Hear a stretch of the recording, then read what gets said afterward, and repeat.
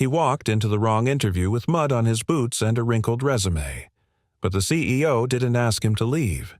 She looked at him like she already knew him, like she'd been waiting for this moment.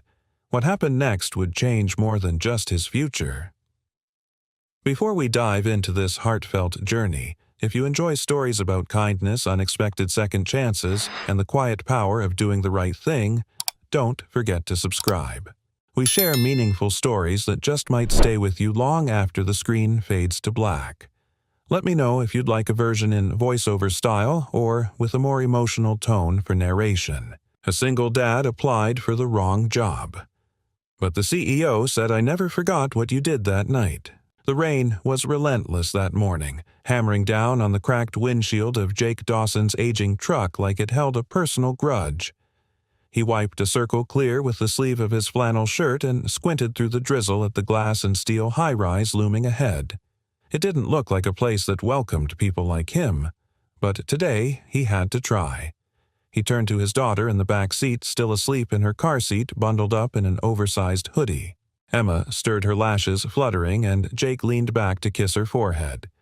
"Just 30 minutes, kiddo," he whispered. "I'll be back before your second muffin wears off." He pulled up the hood on his jacket, grabbed the worn manila folder holding his resume, one page mostly oil-stained, and stepped out into the storm. Inside the lobby, the air smelled of citrus polish and confidence. Jake's boots squeaked with each step on the marble floors as he searched for the directory. The board that had once shown floor listings now lay on the floor, knocked over with arrows and labels too soaked to read. He looked up at the empty reception desk. No one in sight. He pulled the crumpled text message from his pocket. "Interview for custodial position, 10 Surudoyem, 17th floor." He jabbed the elevator button and rode up, feeling the distance grow between himself and the life he knew. At floor 17, he stepped out into a narrow hallway where 2 glass doors stood wide open. Inside, a sleek conference room buzzed with tension. Well-dressed men and women sat around a polished walnut table, flipping through portfolios, sipping from tumblers of what was probably cucumber water. Jake hesitated. Then a young woman with a headset stepped out from a side room, her eyes darting toward him. "You're here for the EA interview, right?" she asked, clipboard in hand. "EA." Jake froze. "Executive assistant, I think," so he stammered, unsure. She glanced down at the list, frowned slightly, then motioned. "Have a seat. The CEO will be with you shortly."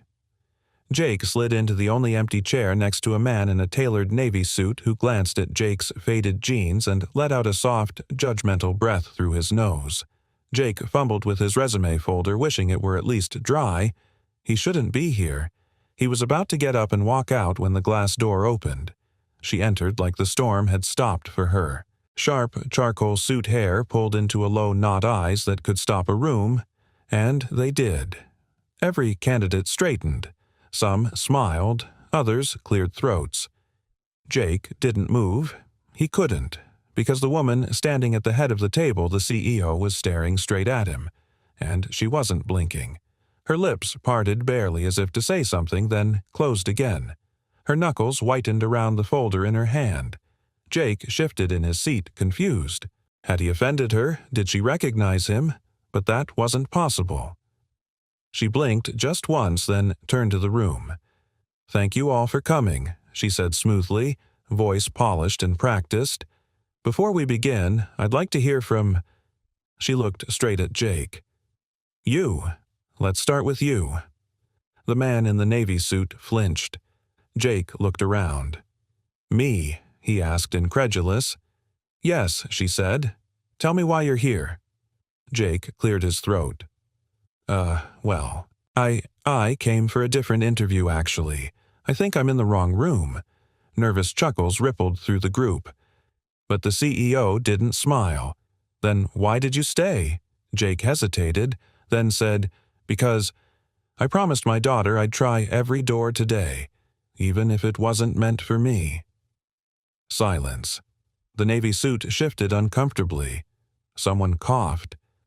Marissa Lynn, though Jake didn't know her name yet, set her folder on the table. "That's a good answer." She looked around at the others. "He came for the wrong job." and he's the only one who said anything real. A few jaws slackened. I'll be conducting individual interviews, she said. Starting with Mr. Dawson, he replied, stunned. Jake Dawson. She gave the smallest nod. Mr. Dawson, if you'll follow me. Jake stood clutching his damp folder like a lifeline and followed her down the hall. He glanced back once to see several candidates staring at him like he'd walked in with a golden ticket. They entered a corner office with floor-to-ceiling windows blurred by rain. She closed the door behind them and stood with her back to it, silent. Jake shifted awkwardly. I really am sorry. I must have— Do you remember me? She interrupted, her voice a little softer now. 7 years ago, under a streetlight, a gas station off Highway 22. It was raining. Jake frowned, sifting through the fog of memory. There was a girl sitting on the curb. She continued, her voice trembling, just slightly. She hadn't eaten in 2 days. She thought no one would notice if she disappeared. But then a man stopped. He gave her his only coat. He didn't ask her name. He just said— Jake's lips moved without thinking. Don't return it. Just pass it forward someday. She exhaled sharply as if she'd been holding her breath for years. Jake stared. That was you. Marissa nodded. Her eyes glistened now, but her expression held firm. I never forgot what you did that night, she said. And I don't believe in coincidences, Mr. Dawson. I believe in doors that open exactly when they're supposed to. She walked to her desk, picked up a file, and turned back to him. I'd like you to work with us. Not as an executive assistant. She smiled faintly. That would be cruel. But there's a community outreach project I think you're meant for. Jake blinked, stunned. I don't know anything about outreach, he said. She looked him in the eye. You don't have to. You already saved one life by showing up. Let's see what happens when you show up for more. Jake swallowed hard, and for the first time in a long time he felt the storm outside begin to ease. She was cold, wet, and invisible. That night, 7 years ago, the rain had come down like judgment. Heavy, unforgiving. The kind that soaked through even the thickest resolve. Marissa Lynn sat beneath a flickering streetlight behind a half-abandoned gas station just off Highway 22, her knees pulled to her chest, her backpack hugged tight like a shield. Her coat, stolen the day before while she napped at the city shelter, had been her last layer of protection, literally and emotionally. Now, all she had left was the ache in her stomach and the echo of her own voice from earlier that day. I'm fine. She wasn't. Not by a long stretch. At 27, with a psychology degree, she couldn't afford to finish No Family, No Friends left from the foster system and a job lost after one sick day. Too many Marissa had become what she feared most disposable. And that night she wasn't planning on seeing another sunrise. The air smelled of diesel and stale sugar. Somewhere in the distance a truck roared past without slowing. The world had no idea she was here and even less interest in finding out. Then headlights. They pierced the storm like a miracle or a warning. A rusted old truck slowed near the curb. Marissa tensed, ready to run. But she didn't. She didn't have the energy. Or maybe she didn't care anymore. The engine cut. A man stepped out. She remembered the sound of his boots, first scuffed heavy familiar somehow. Not the calculated click of someone about to lecture her, not the lazy stomp of a drunk. Just footsteps. Real ones. He wore jeans, a flannel shirt beneath a damp utility jacket. No umbrella, no badge, no question. Evenin', he said gently, hands in pockets, not moving closer. Didn't mean to startle you. Marissa looked up but said nothing. He was maybe in his early 30s. Blue eyes under a cap, pulled low with a voice that didn't ask anything of her. You need help, he asked after a beat. Not like a cop, not like a preacher, like a person. No, she croaked. He nodded like that was fair, then started walking back toward his truck. But halfway there he paused, removed his jacket, walked back and held it out. It's not new, but it's warm. She blinked up at him. I'm not some charity case. No, he said softly. You're someone sitting in the rain." She hesitated. She wanted to say no, wanted to cling to some form of pride, but her body betrayed her, shivering hard enough that her teeth clicked. She reached out, barely touching the fabric, expecting him to let go. He didn't. "Don't give it back," he said. "Just pass it forward. Someday." Her grip tightened, and just like that he let go and turned away. She stared after him, stunned. "Wait," she called almost involuntarily. "What's your name?" He opened his truck door but didn't get in. Over his shoulder he answered Jake, and then he was gone, swallowed by rain and night. She wore that jacket for the next 2 years, even after she'd found a job, even when she'd moved into a basement room with heat. Even as she began to rebuild her life piece by piece, it was always with her. Not because she needed it, but because it reminded her of something she'd nearly lost forever. Hope. Not the loud kind. Not the kind that came with speeches or banners, but the kind that showed up quietly, handed you a coat, and didn't ask for anything in return. Back in the present, Marissa stood in her office staring out into the rain that mirrored the one in her memory. But this storm felt different now. Jake Dawson was back in her life, and he had no idea what he'd done for her that night. She still remembered the weight of his coat on her shoulders, the warmth, the dignity he gave her by not asking what she was doing out there, by not judging, by not offering advice or pity. That coat had made her feel seen. And now, 7 years later, he stood in her boardroom thinking he was there for a janitor's job, completely unaware that he had been the turning point in someone else's story. Marissa moved to her bookshelf, opened a small cedar box, and pulled out the coat. It was still there, worn a little torn at the sleeve, but folded neatly, preserved like a relic. She pressed her fingers into the fabric and closed her eyes. It wasn't just nostalgia. It was responsibility. She had built an empire of mental health support tools, a tech platform that connected struggling individuals with counselors and peer resources now used in 5 states and backed by major investors. But none would have happened if a mechanic hadn't stopped in the rain that night and offered her something more than warmth. Humanity. And now that same man was here trying to find work to support his little girl. She saw the frayed cuffs of his shirt, the quiet desperation in his eyes, the kind that can't be faked. The same eyes that had looked at her back then with no judgment, no agenda, just kindness. She wouldn't let the world pass him by the way it had almost passed her. Downstairs, Jake waited in the building cafe, a free coffee in hand. He hadn't asked for feeling out of place. Still unsure why the CEO herself had asked to see him. Still wondering if this was all some kind of cosmic mix-up. He looked out at the rain, his fingers tightening around the cup. Emma's face flashed through his mind, her sleepy smile that morning, the way she'd said, "You can do it, Daddy," like it was a magic spell. He had to find something. Anything. For her.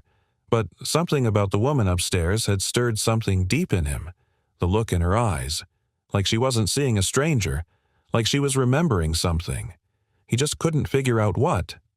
Not yet. But the storm both outside and within was far from over. The storm had eased by the time Jake stepped into the elevator again, but something inside him still churned like thunderclouds over open plains. He clutched the lukewarm coffee cup, though he hadn't taken more than a sip. His hands were too busy with nerves. He didn't belong here, and he knew it. Not on this floor, not in a glass tower filled with digital wizards and polished people who wore confidence like armor. He was a grease-stained mechanic with a rusted truck, a single resume, and a daughter who still thought he could fix anything. The elevator doors opened to the executive level where Marissa Lynn was already waiting. "Hope you like elevators," she said, a wry smile touching her lips. Jake chuckled awkwardly, unsure whether he was being welcomed or escorted out. "I figured I'd be on my way by now." Marissa nodded toward the corridor. "Come walk with me." They passed open offices, people speaking in hushed tones over headsets, glowing monitors reflecting in glass. Jake tried not to glance too long at any one place. He felt like a man drifting through someone else's dream. Finally, they entered a quieter room, still elegant but warmer. Wood panels, indoor plants, a long table littered with folders, mood boards, and sticky notes. A whiteboard bore the words Community Outreach, Winter Initiative. "This is where I think you belong," Marissa said simply. Jake blinked. "You want me to help with this? I want you to lead it." He nearly dropped the coffee. "Lead," he echoed. "Ma'am, I'm Marissa," she corrected gently. "And yes, I'm not asking you to pitch to venture capitalists or write code. I'm asking you to do what you did for me, show up for people who feel invisible. That's the whole idea behind this program. Real help, real warmth. No speeches, no cameras, just action." Jake exhaled slowly, trying to grasp the sheer scale of the offer. "I'm a mechanic, a single dad. I've never led anything bigger than a school fundraiser." Marissa moved closer, her gaze steady. "That's exactly why I'm asking. You're not here because of a degree. You're here because in a moment when you had nothing to gain, you gave something that changed my life. I want that kind of character on this project." Jake fell silent, not out of modesty, but because something in her voice made him believe she meant it. "But I don't even know what this is," he said after a moment, gesturing at the table. Marissa reached for a folder and opened it. "We're launching a winter outreach program, partnerships with shelters, pop-up aid centers, volunteer-run kitchens. But we need someone on the ground who understands people. Someone who listens more than they talk. Someone who's lived it." Jake looked down at a flyer mock-up titled The Warmth Line 1 Coat. One story. One life. Something caught in his chest. "I get paid for this." Marissa smiled. "More than a custodian would. Less than a CEO, but enough to help your daughter sleep warm and eat better than vending machine crackers." Jake laughed and, to his own surprise, felt his eyes sting. "I don't know if I'm the right guy for this," he said, "but I want to try." She offered her hand. "That's all I need." Their handshake was firm. Real. No pretense. Just then, the door opened and a young man with thick glasses and a tech hoodie stepped in. "Sorry, Marissa. The system update crashed on floor 5. We lost the email logs and—" He froze when he saw Jake. "Oh," he said, trying to cover. "Didn't know you had someone with you." Marissa nodded. "This is Jake Dawson. He'll be heading the Winter Initiative." The man gave a tight smile, clearly uncertain. Jake extended a hand. "Nice to meet you." The man hesitated, but eventually shook it. "Kyle, Data Systems. Good luck with whatever this is." When Kyle left, Jake scratched his neck. "I think I just got my first polite brush off." Marissa laughed. "Give it time. Half of them don't know how to talk to people unless it's in code." Jake grinned. "I guess I speak an older language. Exactly why we need you." That afternoon, Jake stayed to meet the team he'd be working with. It was eclectic. A fiery single mom named Trina who handled logistics and drove a battered minivan with stickers that read, "Coffee first, humanity second." Luis, a soft-spoken first-generation college grad whose resume outshone his confidence by a mile and who typed faster than he spoke. And Zane, a re-entry program hire with a tough exterior and a history of bad decisions, as he put it, but sharp instincts and a deeply buried heart. None of them looked like traditional nonprofit professionals. None wore suits. And none of them seemed particularly thrilled to be reporting to Jake. "We've had 3 leads in 2 months, Trina said flatly. "One forgot our names, one stole grant money, and one cried and never came back." Jake took that in with a nod. "Well," he said, "I've never led a team like this, and I don't know how half of these forms work. But I do know what it's like to be cold, and scared, and ignored. So if you'll bear with me while I figure this out, I promise I'll never forget your names. I won't steal anything, and if I cry, it'll be after hours." There was a pause. Then Trina cracked a grin. Luis chuckled. Zane rolled his eyes but stayed. They didn't say, "Welcome aboard," but no one walked out. For Jake, that was enough.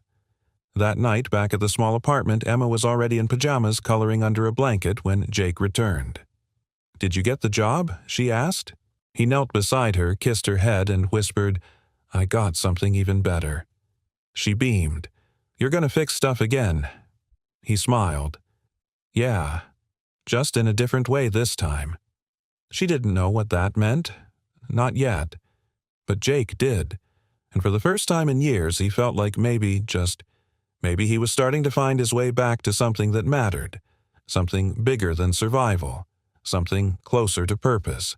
Jake stood at the end of the long folding table staring down at a whiteboard smeared with half-erased plans marker caps missing coffee rings staining the edges. The meeting room had no windows and smelled faintly of dry erase ink and old pizza, but to him it felt like stepping into a garage before the first spark. Raw, messy, full of possibility. Across from him sat his new team Trina, Luis, and Zane. 3 pairs of eyes, 3 layers of guarded skepticism. 3 people who, like him, weren't supposed to belong in a building like this. So Jake began, his voice steady but casual. "I figure we start with what doesn't work." Luis raised an eyebrow. "Everything." Jake cracked a smile. "Fair point. Let's be more specific.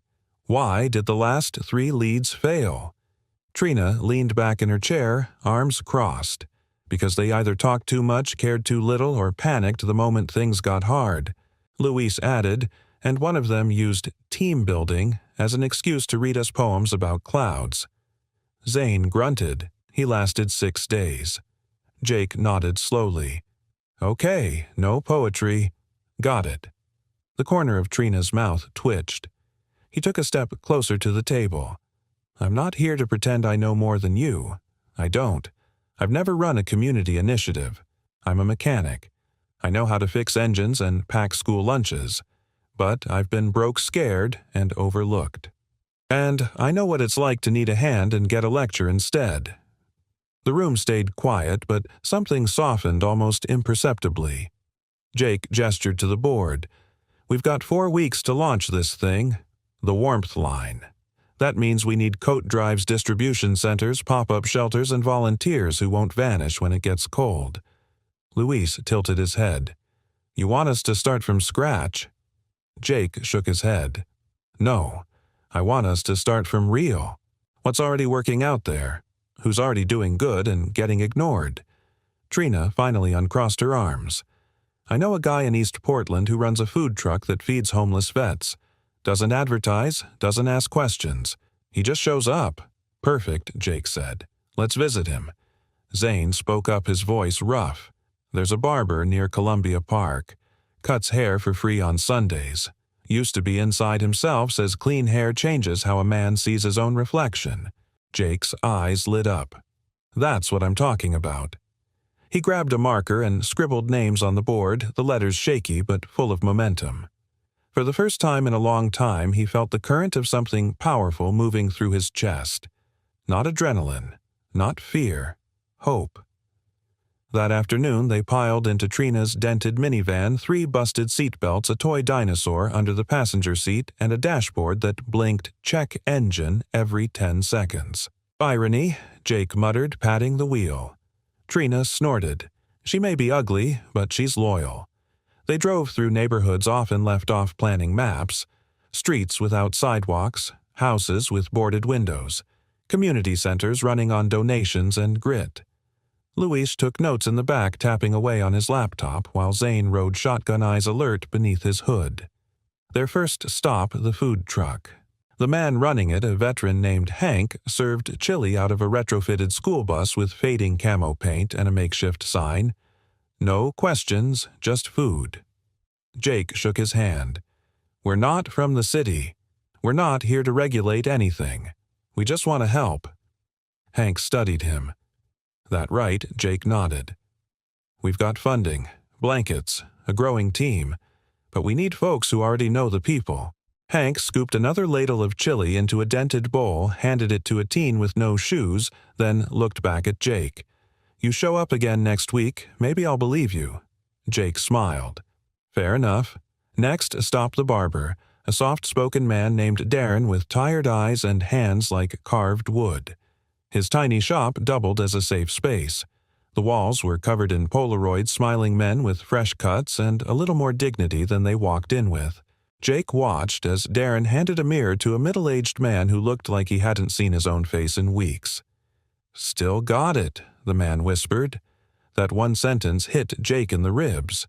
Back in the van, Jake exhaled hard. "We're not building a project," he said. "We're building a bridge."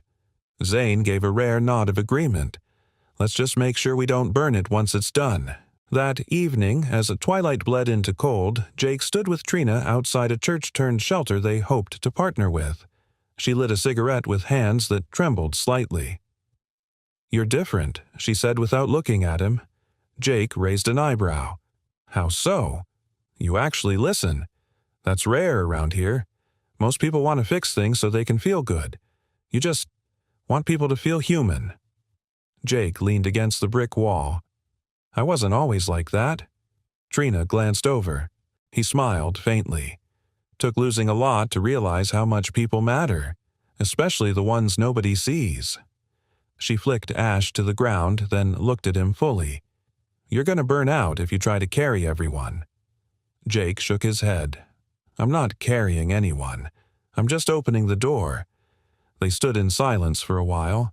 Finally, Trina said, "You know this whole thing's probably going to get messy." "Absolutely," Jake replied. "But at least we're going to make a beautiful mess." Back at home, Emma greeted him with 2 questions.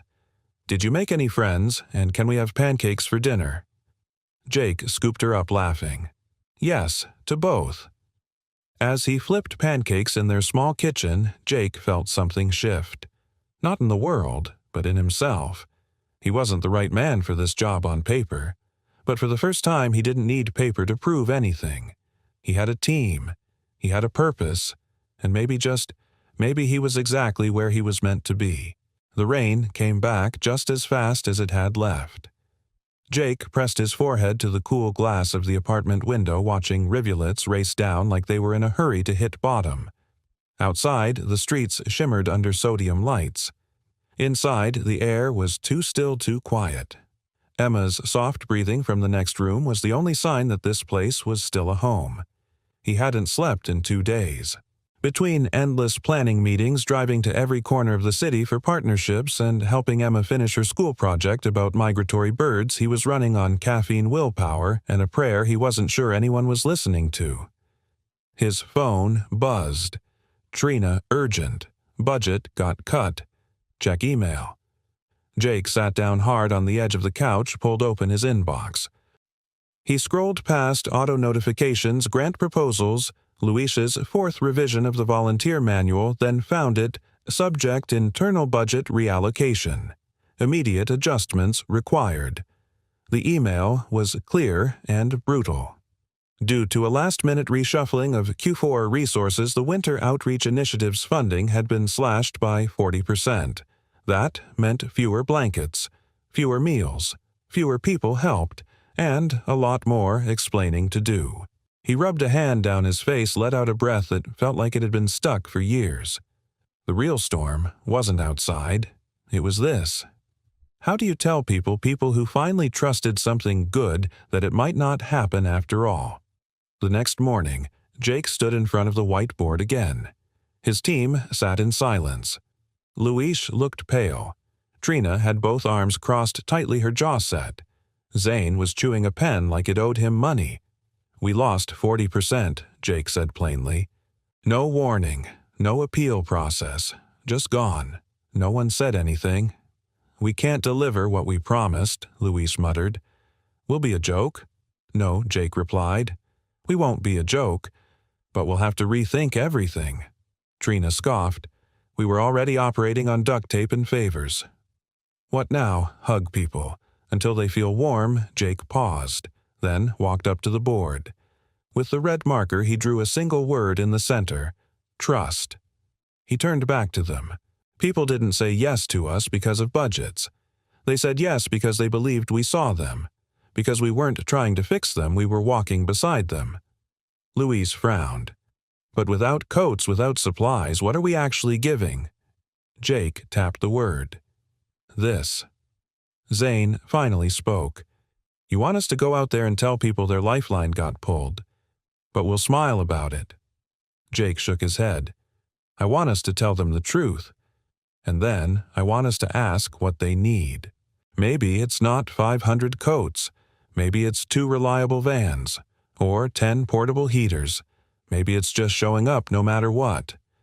Trina looked at him, voice quieter now. "You're really going to go out there and say that?" Jake nodded. "Today." She picked up her coat. "Then I'm going with you." They started with the food truck. Hank was stirring a vat of lentil soup, his breath visible in the morning air.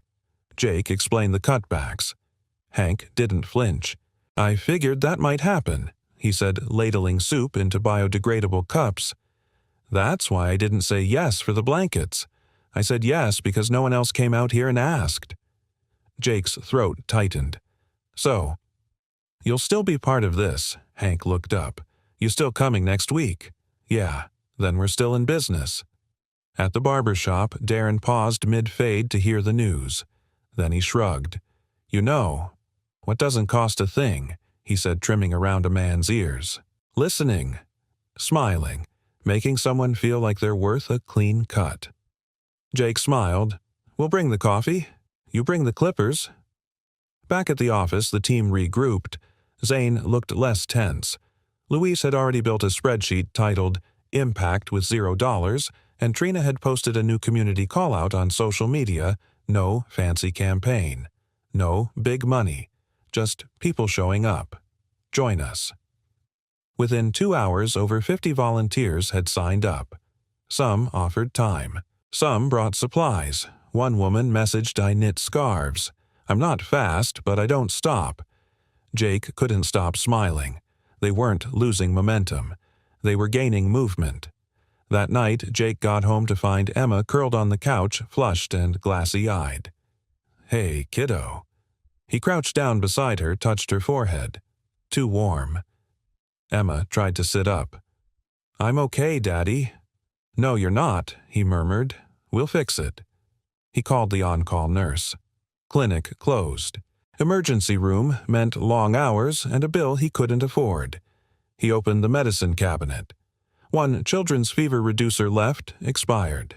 He stared at the bottle rage and helplessness swirling inside him. He had been so focused on helping the city he forgot how close he still lived to the edge. And Emma, his everything, was paying the price. He didn't sleep that night. He sat beside her with a wet cloth and cold compresses, whispering stories about brave girls and gentle dragons, and how sometimes even knights needed help, too. When her breathing finally slowed, he opened his wallet. 2 20s, a 5. That was it. The last of his savings had gone to buying supplies for their outreach teams. He'd told no one, not even Marissa, because it had felt right. Good. Now, he wasn't sure anymore. Morning came gray and unforgiving. Jake stood in the kitchen waiting for the kettle to boil, eyes hollow. Then a knock at the door. He opened it to find Trina holding a brown bag. Luis said, "You left early yesterday," she said. "Brought soup." Jake tried to thank her, but emotion closed his throat. Trina looked past him and saw Emma asleep on the couch, a blanket up to her chin. She said nothing, just stepped forward, set the bag down, and pulled out a bottle of children's Tylenol. Jake blinked. "How did you—" "I'm a mom," she said. "We noticed the signs."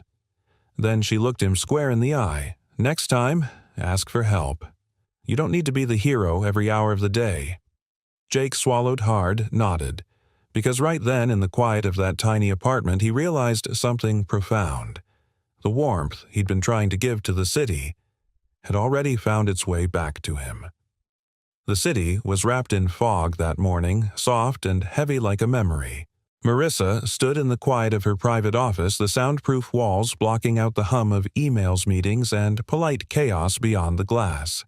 In her hands, she held something that didn't belong to the world she now commanded. A coat, frayed at the cuffs, zipper a little stubborn.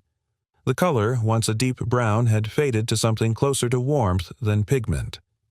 Folded neatly in her cedar-lined keepsake box, the coat smelled faintly of old denim and winter air. She hadn't touched it in years. Not because she forgot, but because some things are too sacred for everyday handling. Yet now, with Jake Dawson back in her orbit, the coat seemed to radiate through the wood like a heartbeat she hadn't noticed in years. She laid it gently on the conference table, running her fingers over the stitching. 7 years.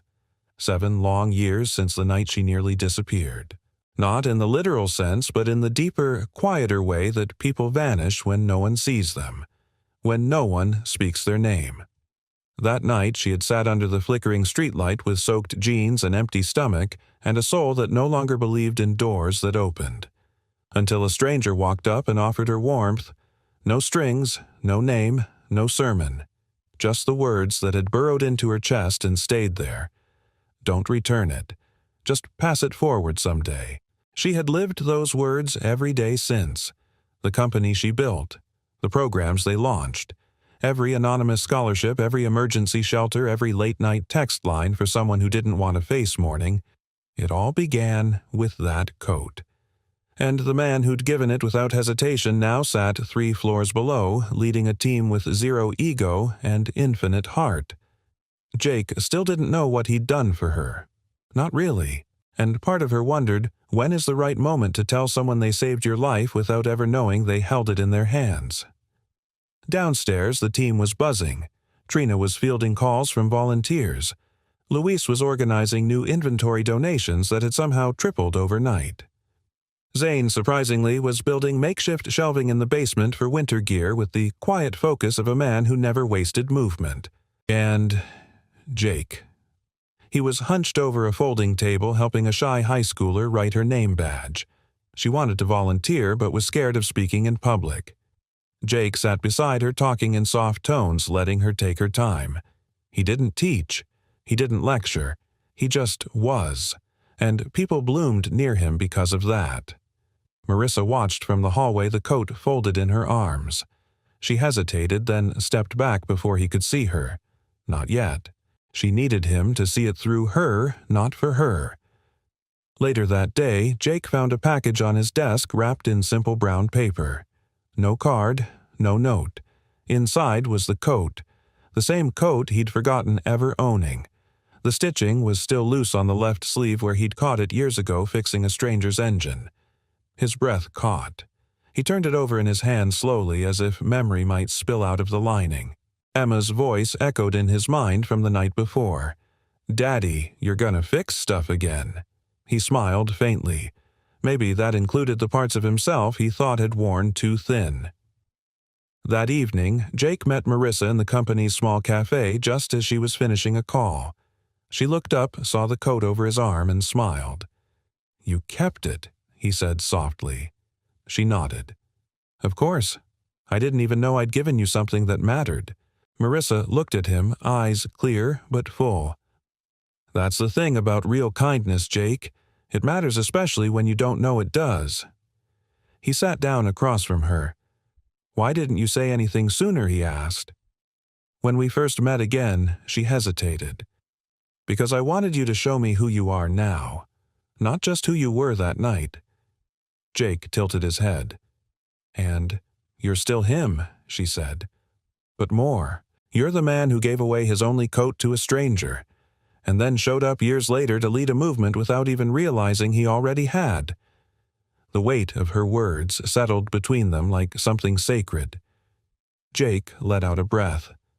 That night, I remember thinking, I can't fix her life, but maybe I can fix that moment for her. "You did," she said, "and now you're helping fix 100 more." He looked down at the coat. I didn't know it still had a job to do. Marissa leaned forward. "It's not the coat, Jake. It's the man who gave it. And the fact that you're still doing it one moment at a time." There was silence between them, not awkward, but full. And in that stillness something shifted. Not just gratitude, not just admiration, but something that might one day become love. That night, Jake returned home and found Emma sitting on the floor with construction paper and scissors. "What are you working on?" he asked, crouching beside her. "It's a storybook," she said. "About you." Jake blinked. "Me." She nodded. "It's called The Man Who Gives His Coat Away. He swallowed hard. Sounds like a good man. Emma grinned. He is, and at the end he gets lots of coats back, but he only keeps one. Which one? She looked up, the one that made someone else want to be kind too. Jake pulled her into a hug, the coat still folded on the armchair behind them. It had done its job once, and now through his daughter in this city and maybe even through Marissa it was doing it again. The text came just after sunrise. Trina, you need to get down here, now. It's bad. Jake bolted upright, heart already pounding before his feet hit the floor. He moved on instinct, shoes, coat keys, a whispered kiss to Emma's forehead, and was out the door within 5 minutes. By the time he pulled into the underground parking at headquarters, his stomach was in knots. Rain flecked his windshield like static. The elevator ride felt endless. He walked into chaos. The project room looked like a storm had passed through. Chairs, overturned folders, scattered Trina pacing with a face like stone. Luis sat at the edge of the table, eyes wide with disbelief, a paper trembling in his hand. Zane stood against the wall, arms folded, jaw tight. What happened? Jake asked. Trina handed him the document. Read it. Jake scanned the first few lines and felt the ground shift beneath him. Formal complaint of financial mismanagement. Winter Outreach Project. He blinked. What the apparently Luis said. Voice strained, someone submitted an internal report claiming we misused funds, purchased unauthorized supplies, distributed resources to unverified recipients, and lacked basic documentation. Jake looked up. That's not true. Every item was logged. Every name Trina cut in.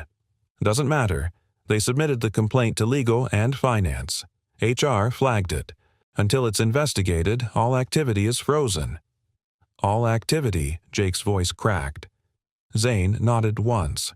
No vans, no volunteers, no distribution, nothing. Jake gripped the edge of the table. Who filed this? Luis hesitated. We're not supposed to know, but the document ID traces back to Kyle. Jake blinked. The systems guy, Luis, nodded. He's been skeptical since day one. Probably thinks we're amateurs playing non-profit. Jake stepped back, running a hand through his hair. We are amateurs, but we've done more in 3 weeks than most programs do in a year. Trina's voice dropped. And that might be the problem. They all knew it. They'd built something real, visible, powerful, and not everyone liked that. Later that morning, Jake stood in front of a long conference table in legal's corner suite, a stark room with glass walls and cold lighting. Marissa wasn't there. She was reportedly in a board meeting with investors. Jake stood alone, facing 2 members of legal and 1 from compliance. They asked questions with clipped precision. Were you aware you purchased space heaters outside the approved vendor list? Did you allow volunteers to distribute goods without background checks? Why were coats given out without a signed intake form? Jake answered every question truthfully. Yes, he bought heaters on sale because the approved vendor cost double. Yes, he allowed trusted volunteers to distribute supplies in person. No, he didn't get a signature from a woman carrying a toddler with frostbitten fingers. The room fell quiet. Finally, one of them said, We understand your intentions, Mr. Dawson, but intentions aren't policy. Jake leaned forward. Tell that to the people sleeping under bridges tonight. He didn't wait for a response. He walked out unsure whether he'd still have a badge by the end of the day. Upstairs, Marissa burst into the hallway as soon as she got the message. Why didn't someone tell me sooner? She snapped, already moving. Trina met her by the elevator. We tried. You were locked in with board reps. Marissa turned on her heel, eyes flashing. They're freezing the program. They froze, Jake Trina said. Same thing. Marissa pressed the elevator button. Not for long. Jake stood in the rooftop garden and overlooked a space on the 21st floor that he'd found during his first week. A place to breathe when the weight of the world grew too heavy. He wasn't angry. He was exhausted. He thought about Emma's drawing, the man who gives his coat away. Would he have to explain to her tonight why the man got fired? The door behind him opened. I should have been there. He turned. Marissa stood a few steps away, wind catching her hair, her heels silent on the wet tiles. You couldn't have known, Jake said quietly. I should have, she insisted. You were out there doing the work we built this company to support, and they tried to punish you for caring too much. He looked down. Policy doesn't care about kindness. She took a step closer. Then we changed the policy. Jake lifted his eyes to hers. You'd fight for this, I already am. A pause. Then Jake said, if I walk away, they move on. But if you fight, this whole company shifts. Marissa's voice softened. Then don't walk away yet. Give me 24 hours. He nodded. All right. She started to go, then paused. Jake. Yeah. She hesitated. Do you regret it, giving that coat away? He gave a tired smile. Every day I thought I'd never get it back. She blinked. Jake shrugged. But now, I think maybe it was never meant to come back. Maybe it was meant to keep going. He turned toward the city below, lights blinking through the drizzle. And for the first time since the complaint hit, he didn't feel alone. That night, Jake returned home bone-tired but lighter somehow. Emma ran up to him in her socks. Did you help someone today? He scooped her into his arms. I tried. She giggled. Then you win. Jake held her close, and even though everything felt like it was breaking, he realized something quietly profound. Sometimes when things fall apart, it's just the space being made for something stronger to rise. The boardroom had never been this silent. Not during acquisitions, not during market crises, not even when their first investor pulled out at the 11th hour 5 years ago.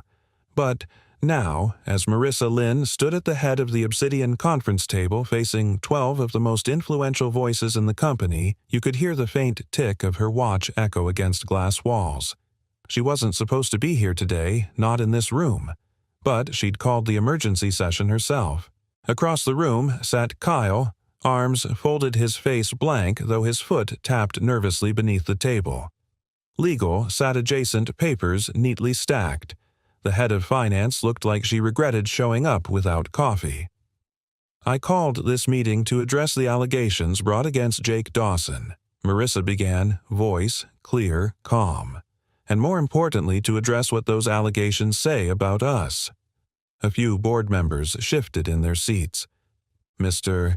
Dawson, she continued, was accused of financial mismanagement, of procedural shortcuts, of acting without full documentation. She paused. Every single one of those claims is factually true. Kyle sat up straight, her eyes flicking to his notes, but Marissa added context matters. And I think it's time you hear the full story, not through filtered emails or department memos, but from me. She took a breath, and then she told them about the night 7 years ago, about the coat, about the man who gave it to her without knowing her name, without expecting anything in return, about how she'd sat under a streetlight ready to disappear, and how that moment of kindness pulled her back from the edge. She didn't cry. She didn't dramatize. She just told the truth, and the room fell into reverent stillness. When I built this company, she said, I swore we'd never become one of those firms, the kind that turns human suffering into numbers, the kind that gives TED Talks about compassion while ignoring the cold outside their own walls. She looked around, her gaze firm but pleading. Jake didn't misuse resources. He used them for exactly what they were meant, for saving lives. A pause. Then she turned to Kyle. I understand your concerns, she said. You followed procedure. But if this company punishes people like Jake for acting out of empathy, then we've already failed. Not legally, but morally. Kyle looked down. One of the older board members, a silver-haired woman named Evelyn Garrison, cleared her throat. I lost my husband to the cold, she said quietly. He was a veteran, slipped through every crack in the system. The room turned to her. If someone like Jake had been there, Evelyn continued, maybe I wouldn't have spent the last Christmas identifying him through a necklace chain. Her voice trembled. We need more people like him. A silence followed, heavier than judgment, truer than policy. And then, one by one, the board members began nodding. The head of finance folded her hands. "We'll reinstate the funding and update protocol to allow emergency discretionary spending with proper after-action documentation." Legal added, "The complaint will be expunged. No record, no delay." Kyle opened his mouth, then closed it again. Marissa nodded once. "Thank you." She stood straighter. "And one more thing. Starting immediately, I'll be stepping down from my day-to-day CEO duties and appointing a director of community engagement to sit on this board permanently." Gasps, murmurs. Even Evelyn looked surprised. Marissa turned toward the door. Jake stepped in, eyes wide, posture uncertain. He had no idea what room he'd just walked into, until Marissa said, "Jake Dawson. Would you consider taking the role Silence again, but this time electric?" Jake blinked. "You want me on the board." "You've already been leading Hearts," Marissa said gently. "Now I want you helping lead Direction." Jake looked around. These weren't his people. They wore suits worth more than his truck. They used words like scalability and Q1 forecasting. But then he thought about Emma, about the kids they'd helped, about Trina and Luis and Zane showing up every single day. He thought about the coat, and the moment under the streetlight. "I'm not a businessman," he said. "Good," Evelyn replied. "We've got plenty of those." Jake smiled. "All right," he said, "let's do some good." Later that day, as the reinstated team returned to the office, Trina rushed in first, waving a paper in the air. "We're back." Baby Luis followed behind, grinning. "Got 6 new volunteers already queued up. Word spreading like wildfire." Zane gave Jake a subtle nod from the corner. "Heard you made it upstairs." Jake chuckled. "I didn't mean to." Trina clapped him on the back. "That's the only way it ever works." That evening, Marissa found Jake on the rooftop again, leaning against the railing. "You okay?" she asked. He nodded slowly. "I keep thinking how close I came to walking away. If you hadn't stepped in—" "You did walk away," she interrupted, "for the right reasons. But you came back. That's what matters." Jake turned toward her.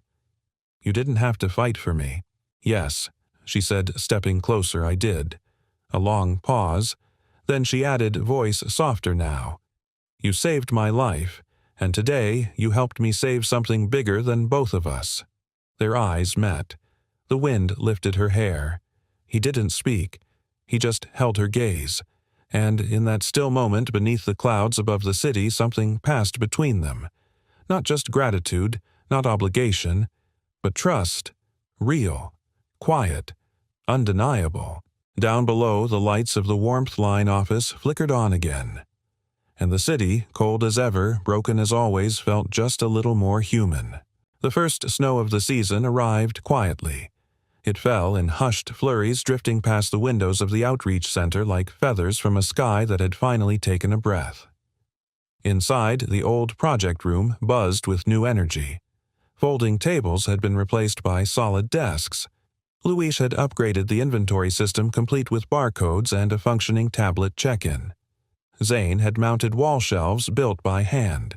And Trina had created a thank you wall filled with Polaroids from the field kids in new coats, veterans holding hot meals, strangers hugging near fire barrels.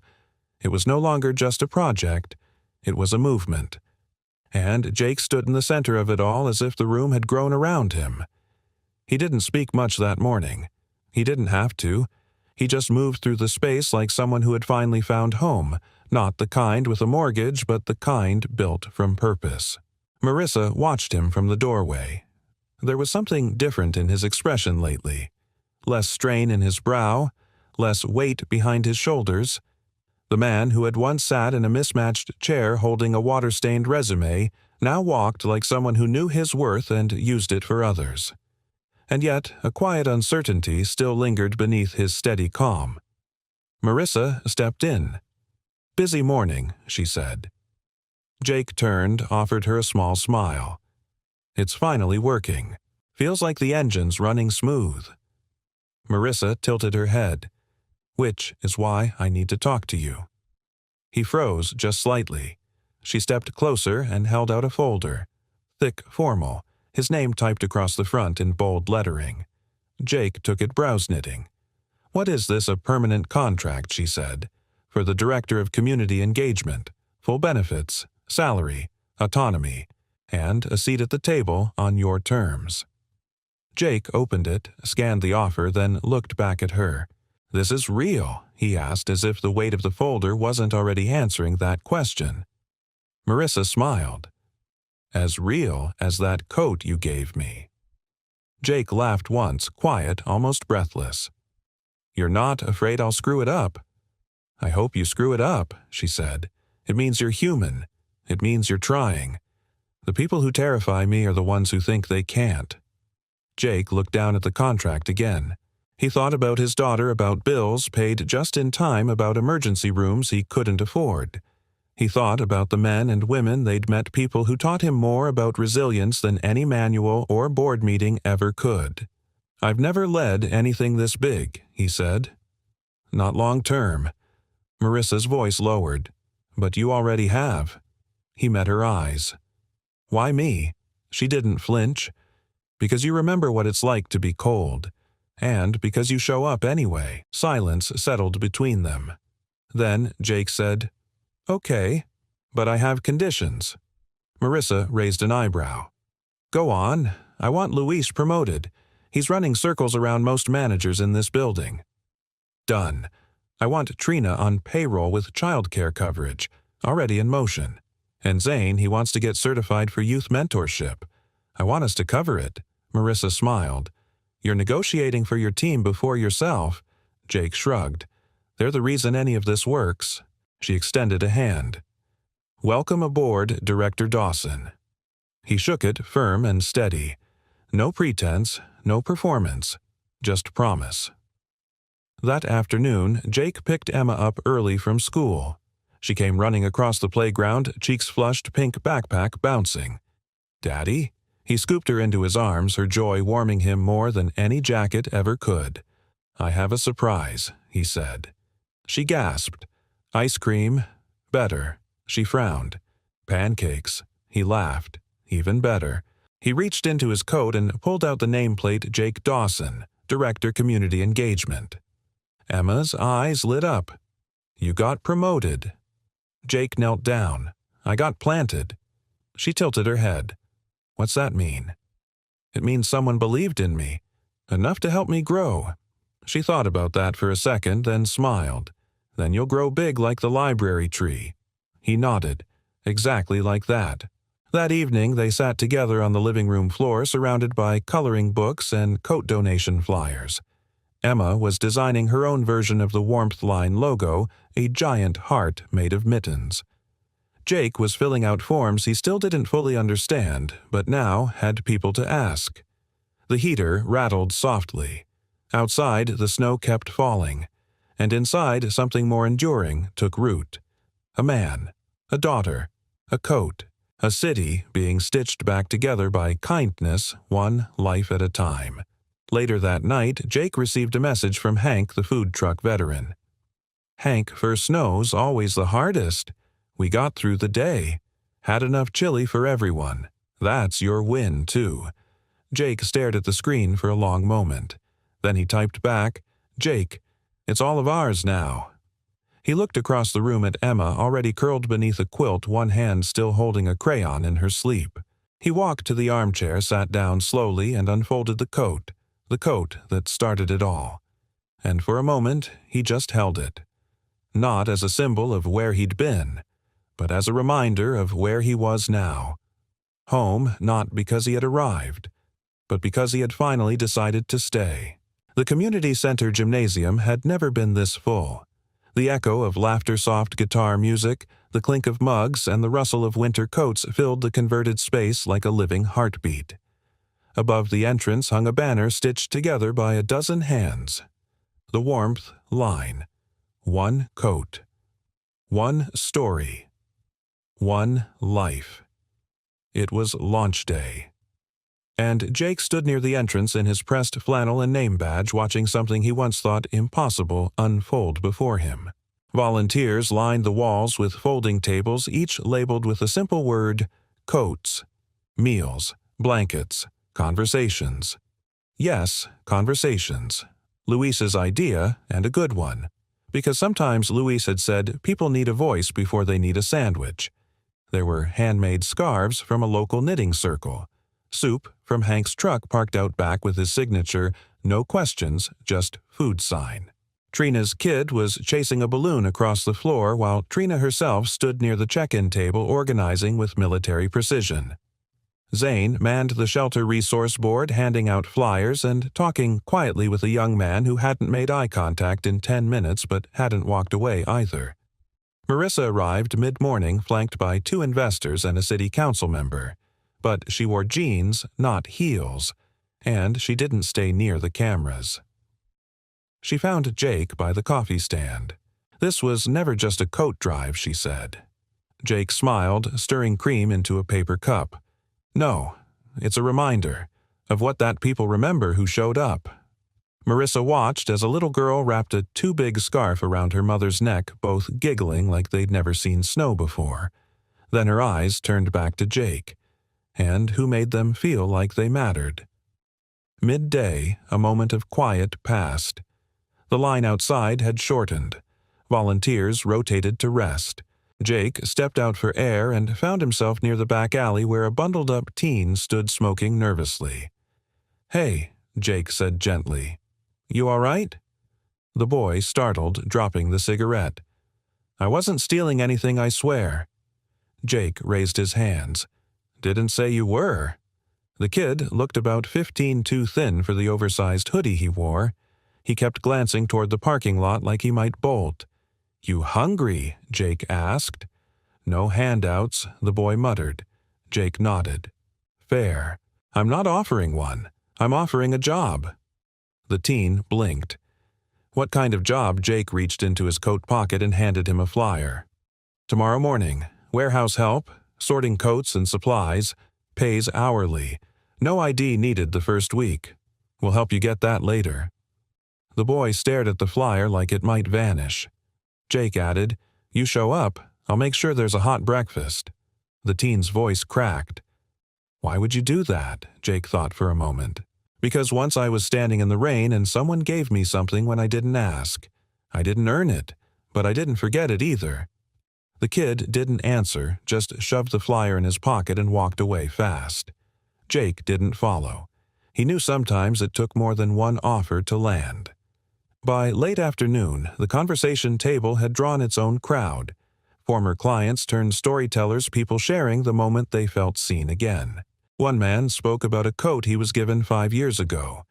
A woman described how a single kind word in a bus station stopped her from stepping in front of traffic. A volunteer wrote their stories on index cards and clipped them to a string near the exit. By the end of the day, it stretched from one wall to the other. Jake stood beneath it, reading the names and moments strung like lights. Then he saw it. A card, written in shaky penmanship. "He gave me a coat under a streetlight. Didn't ask for my name. Just said, 'Pass it forward.' I did. And now he's here doing it again. M.L." His throat tightened. He didn't need to turn around to know she was standing behind him. "I didn't want to frame that one," Marissa said softly. "It needed to stay here, with the others." He turned. She wore the same soft expression she had the day she'd told him the truth, but something in her gaze was different now, less guarded, more open. "People keep thanking me today," Jake murmured, "but all I did was show up." Marissa shook her head. "No, Jake. You stayed. That's harder." A pause. Then she reached into her pocket and held out something small, an envelope. He opened it slowly.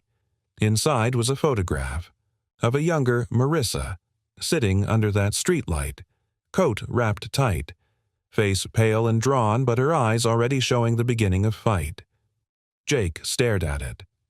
"Someone at the gas station took that," she said. "Security footage, I think. They gave me a copy later. I never knew what to do with it." Jake held the photo carefully reverently. Now he did. "I want to frame this," he said. "Put it next to the very first coat we distribute next winter." She smiled. "Then let me write the caption." They stood quietly for a while, the laughter of children and the hum of purpose behind them. Then Marissa took his hand. "Come with me," she said. "To where?" "To see how far this thing can go." Jake didn't hesitate. Because in that moment, surrounded by stories and scarves and second chances, he understood something that would stay with him for the rest of his life. Love doesn't always begin with a kiss. Sometimes it begins with a coat. 1 year later, the streetlight still stood where it always had. Tucked behind the old gas station off Highway 22, it flickered like a stubborn heartbeat against the night, casting its familiar circle of amber onto cracked concrete and wind-blown leaves. Most drivers passed it without noticing, just another forgotten corner of the city. But not tonight. Jake parked a little farther down the road, engine ticking as it cooled in the crisp December air. The heater had barely worked on the drive, but he didn't mind. Emma sat beside him now, 7, wrapped in a puffy blue coat and a knit scarf that had warmth lines stitched in pink across the edge. She bounced her legs as she peered through the windshield. "Is this it?" she asked. Jake smiled. "This is it." He got out, walked around to help her down, and they approached the streetlight together, father and daughter, past and future. Emma clutched a small brown package wrapped in twine. "What do you think it'll look like?" she whispered. Jake looked around. Quiet, but important. At the center of the circle of light, someone had placed a new bench. Wooden. Simple. With a plaque bolted into its backrest. Emma ran ahead and knelt beside it, reading aloud, dedicated to the strangers who gave warmth without needing names. "Pass it forward." Jake felt his throat tighten. He sat beside her, gazing up at the light. "You sat here, didn't you?" Emma asked.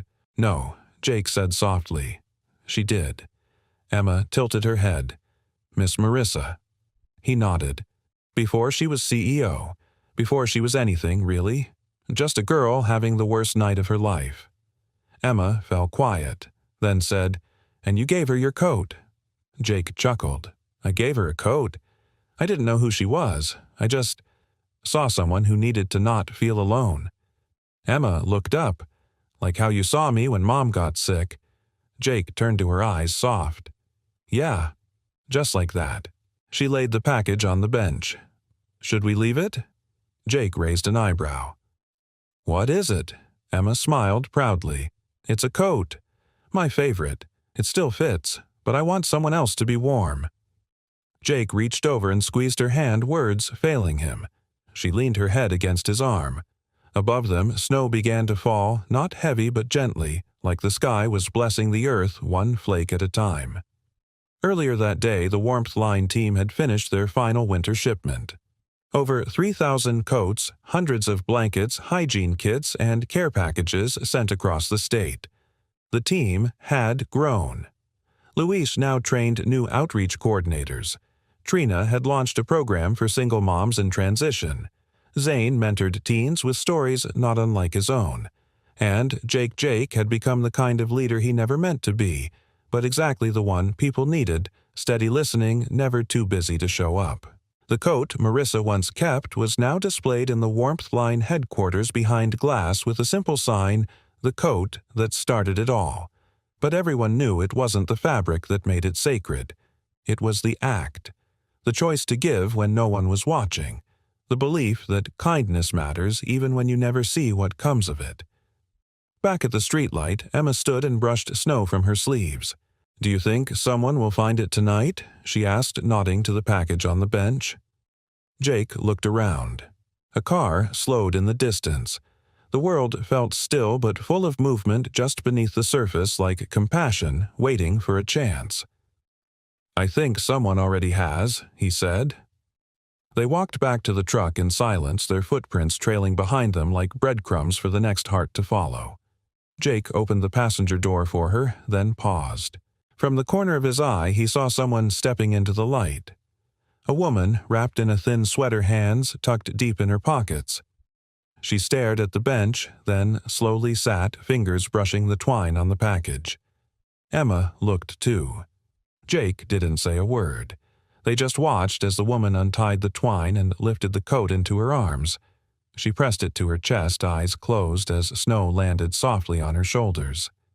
Daddy Emma whispered, "Look." The streetlight, flickering just seconds ago, burned steady now. Brighter. Almost warm. Jake smiled. "Let's go home," he said. That night, in a small apartment where love hung on every wall and warmth came from more than heaters, Jake tucked Emma into bed and sat beside her a while longer. She reached up sleepily. "Did I do good today?" He nodded, voice thick. "You did beautifully." As her breaths slowed, he sat still, staring out the window at the glowing city skyline. In his heart, he carried no medals, no fortune, no fame. Just a moment, a coat, a light, and the quiet, unshakable belief that sometimes the smallest thing you give becomes the biggest thing someone remembers. Where are you watching from? We love hearing from viewers all over the world. Drop a comment and let us know where you're tuning in from and what part of the story touched you most. If you haven't already, make sure to subscribe so you never miss another story filled with heart, hope, and humanity. Thank you so much for spending your time with us today. Your presence means more than you know. Until next time, stay kind, stay curious, and keep passing it forward. Single dad lost his job for helping a woman. Then she gave him something he never expected. The snow came down like it had a grudge against the earth. Jake Callahan gripped the steering wheel of his battered old Chevy, the heat barely keeping the windshield from fogging over. It was past midnight in Marlow, a town too small to matter and too cold to forgive. The roads were deserted, streetlights half buried under heavy flakes casting long, lonely shadows across the empty sidewalks. He just wanted to get home to his daughter Sophie. She'd be asleep by now, curled under the threadbare quilt Jake's late wife had sewn during her chemo treatments before everything unraveled. Jake had worked a double shift fixing a busted HVAC system in the hotel's west wing. No thanks, no bonus, just tired hands, sore knees, and the lingering scent of bleach on his uniform. He turned onto 6th and eased off the gas. Something flickered at the edge of the road. Movement. Jake squinted. A figure. A woman. She stood barefoot on the sidewalk, shivering in a navy blue blazer over what looked like a silk blouse utterly unsuited for this kind of weather. Her hair was soaked, clinging to her face, and her arms were wrapped tightly around herself like she was holding something in. Jake slowed to a stop and rolled the window down, the wind slapping him in the face. "Ma'am, you okay?" She didn't answer, just looked at him with wide, frightened eyes like a deer caught in a beam of light. For a moment, she seemed like she might run. Then her lips parted, and her voice came out barely above a whisper. "Please, don't call anyone. I just need somewhere warm for a bit. Just a little while." Jake hesitated. Everything about this screamed complication. But then he looked closer at the trembling in her fingers, the raw pink of her bare feet, the bruise just under her hairline she'd tried to hide. She was maybe mid-30s, clearly from money. Those were designer shoes in her hand, soaked to ruin. This wasn't drugs or drama. This was fear. Real, raw fear. He leaned over and opened the passenger door. "Get in." She climbed in, moving stiffly, her fingers icy as she pulled the door shut. Jake cranked the heat up and glanced at her. "You hurt?" She shook her head. Chased a pause. Not anymore. Jake didn't ask anything else. He'd seen enough as a former mechanic on military bases overseas. Some people need help. Some people need silence more than questions. He drove toward his apartment in the industrial edge of town. The building was old but warm. He parked and they walked quickly inside. His daughter's room was dark. He tiptoed past it and opened the guest room, the one they rarely used except when his brother visited once a year. "You can take this room," he said. "There's a space heater. Towels in the bathroom across the hall." She turned to him, her voice cracking. "Why are you doing this? You don't even know me." Jake met her eyes. "Because someone once did the same for me when I didn't deserve it. So now I pay it forward." She didn't respond, just nodded and slipped inside. Jake left a cup of warm tea on the nightstand before he returned to his room. He didn't sleep well. The next morning, she was gone. The bed was made. The tea untouched. On the kitchen counter sat a note on hotel stationery embossed and expensive. Jake picked it up with calloused fingers. "You didn't ask. You didn't judge. You just helped. I won't forget. E. No number. No last name. Nothing more." He looked out the window. The snow had stopped. The sky was a pale, clean blue, the kind that comes only after a storm. Jake exhaled. The door creaked behind him. Sophie, still in her pajamas, rubbed her eyes. Was someone here? Jake hesitated, then smiled. Just someone who needed a little kindness. Sophie nodded like she understood more than a 10-year-old should. Like you always say, kindness doesn't ask for something back. Jake kissed the top of her head. "That's right, sweetheart." But somewhere deep in his gut, he had a feeling. That wasn't just a lost woman, and whatever storm she had run from, it wasn't over yet. Not for her, and not for him. The hotel lobby smelled faintly of pine cleaner and overcooked coffee. Jake stood just inside the staff entrance, his uniform still damp from melting snow, the soles of his boots leaving muddy half-prints on the tiled floor. It was barely 8 a.m., and already something felt off. Kendra, front desk manager clipboard queen enforcer of petty rules, was waiting by the break room. Arms crossed, brows drawn tight. "Jake," she said flatly, "you need to come with me. Now." He dropped his tool bag beside the wall and followed her down the narrow corridor that led to the security office.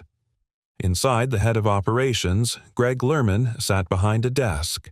Mid-50s, graying hair, always in a blazer, one size too tight. He didn't stand, didn't smile.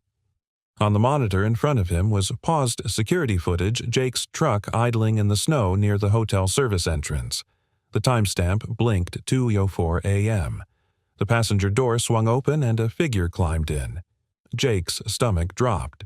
"We had a security audit this morning," Greg said without preamble. "As you know, all footage is time-stamped and reviewed weekly.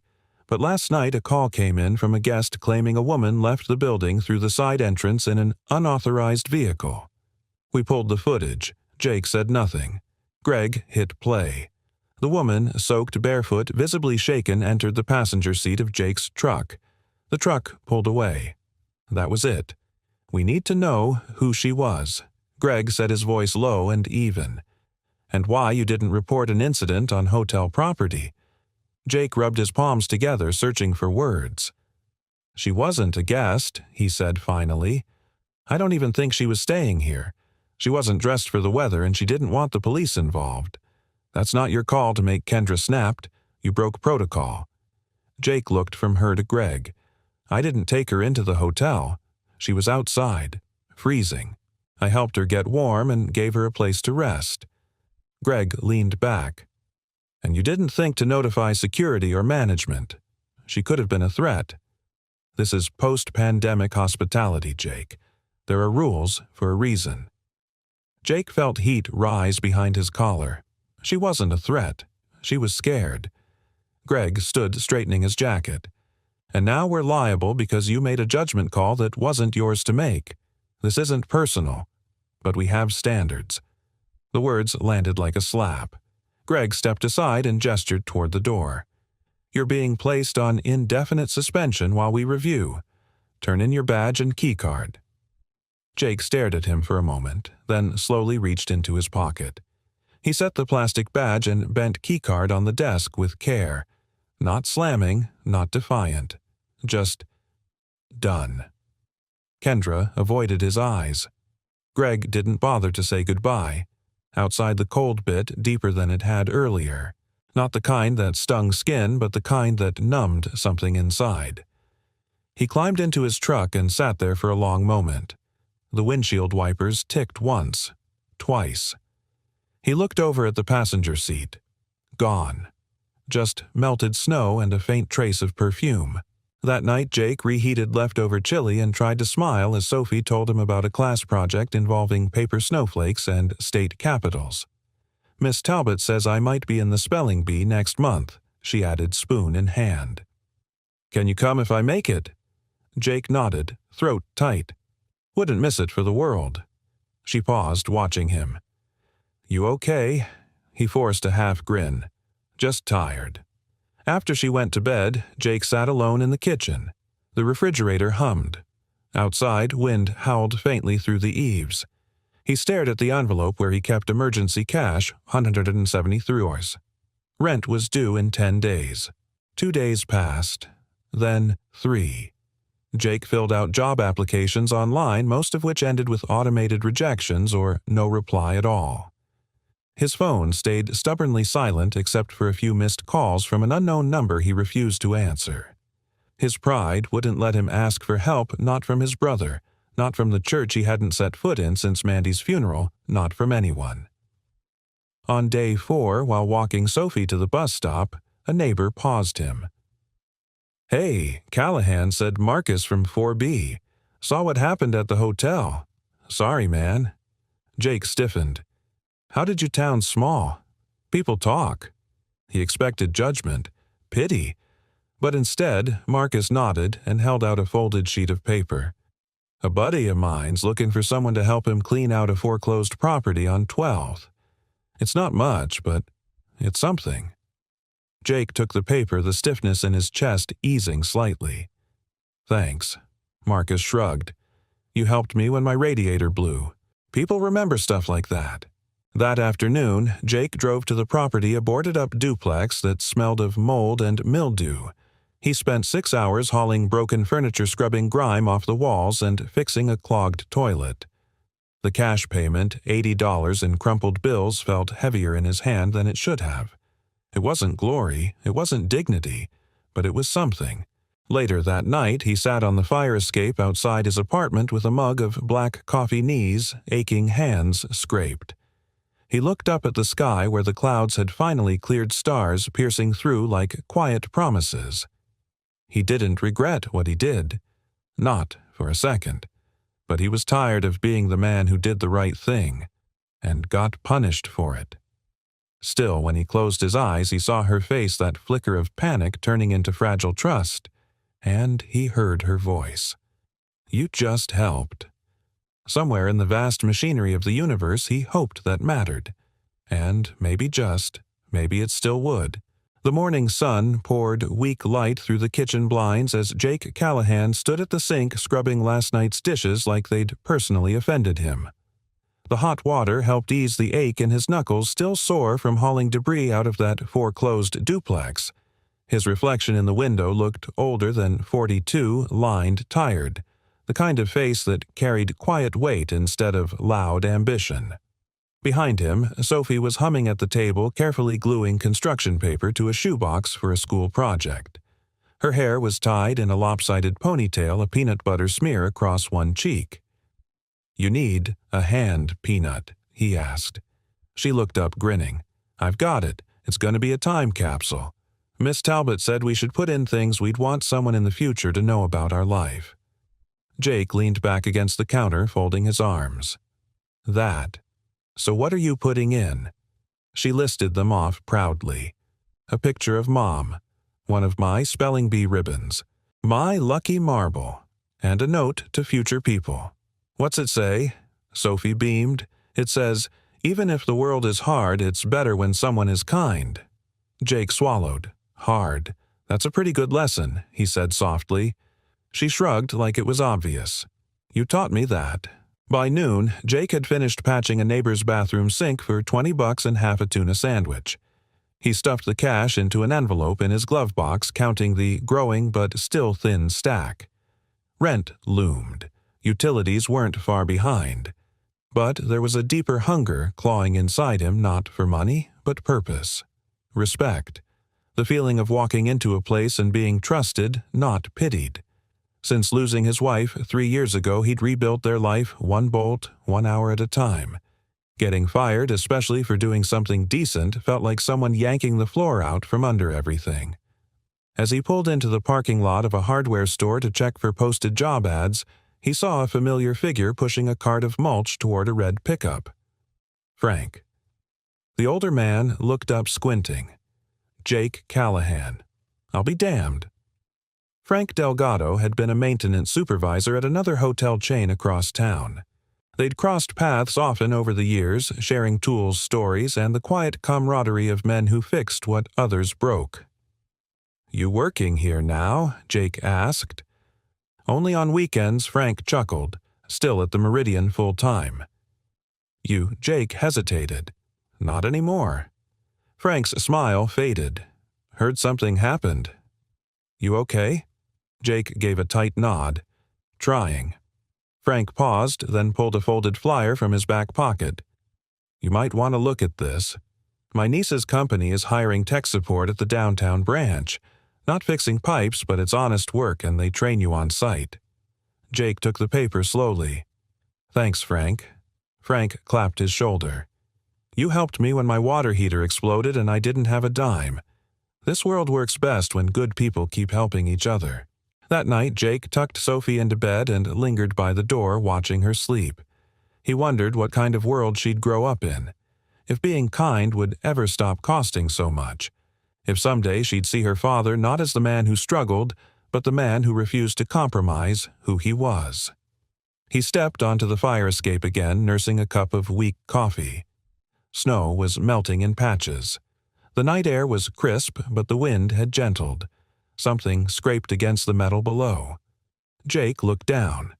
A mailman in a beanie was placing a thick envelope in their mailbox. Unusual.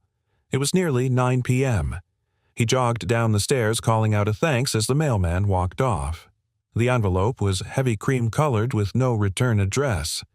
His name and apartment number were printed in neat block letters. Jake frowned, tearing it open. Inside was a single sheet of high-quality paper and a photo. The image was black and white, grainy but clear. It showed him mid-action, leaning out of his truck to drape his coat over the shoulders of the mystery woman from that snowy night. Captured by the hotel's exterior camera. Beneath the image, a note typed in bold, centered font: integrity doesn't go unnoticed. Renner Corp., Human Resources Division. You are invited to a private interview. Details enclosed. Jake blinked. Read it again. The sheet included a time Friday 10 a.m. and an address, a high-rise building downtown. Dress code business casual. No other explanation, no contact number. Just the invitation and that hauntingly poignant photo. He stared at it long after the wind had died, the stars blinking down like knowing eyes. Renner Corp. He knew the name. Everyone in Marlow did. One of the fastest-growing tech firms on the East Coast. Prestigious. Untouchable. Why him? How did they even get the footage? He glanced back at the photo. There was something almost sacred about it, like a snapshot of a man not trying to be noble, just decent. Jake looked up at the stars again, heart thudding. Some part of him had always believed doing the right thing mattered even if no one ever saw it. But maybe, just maybe, someone had. Jake stood outside the Renner Corp building, gripping the invitation envelope like it might vanish if he loosened his fingers. The high-rise gleamed in the morning sun, glass steel precision, the kind of place that belonged to people who wore tailored suits, not men with grease-stained hands and steel-toe boots.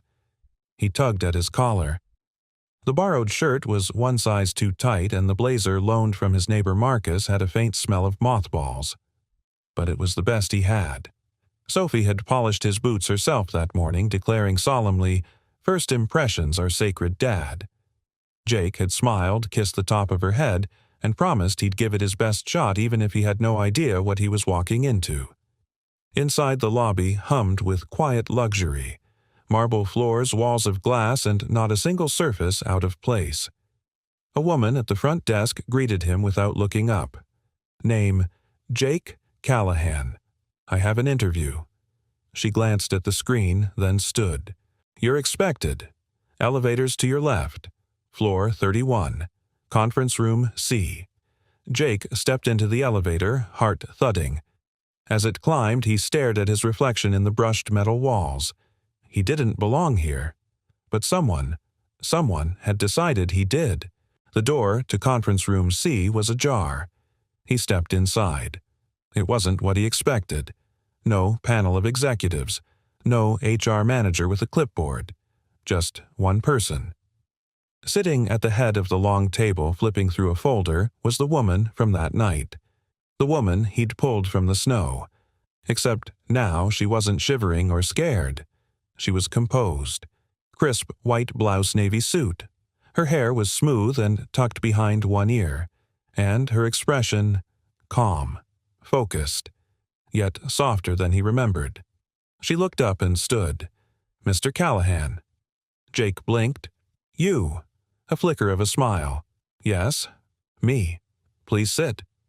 He lowered himself into the chair across from her, unsure if he was still breathing properly. She extended her hand. "Emily Renner." "Of course. Renner. Renner Corp." Jake shook her hand, calloused palm against polished skin. "So, you're the reason I'm here." "I am." Silence stretched between them. She broke it first. "I owe you an apology." Jake furrowed his brow. For what? For disappearing. For not explaining.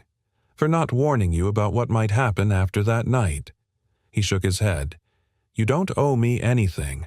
I didn't help you to get anything in return." "I know," she said quietly.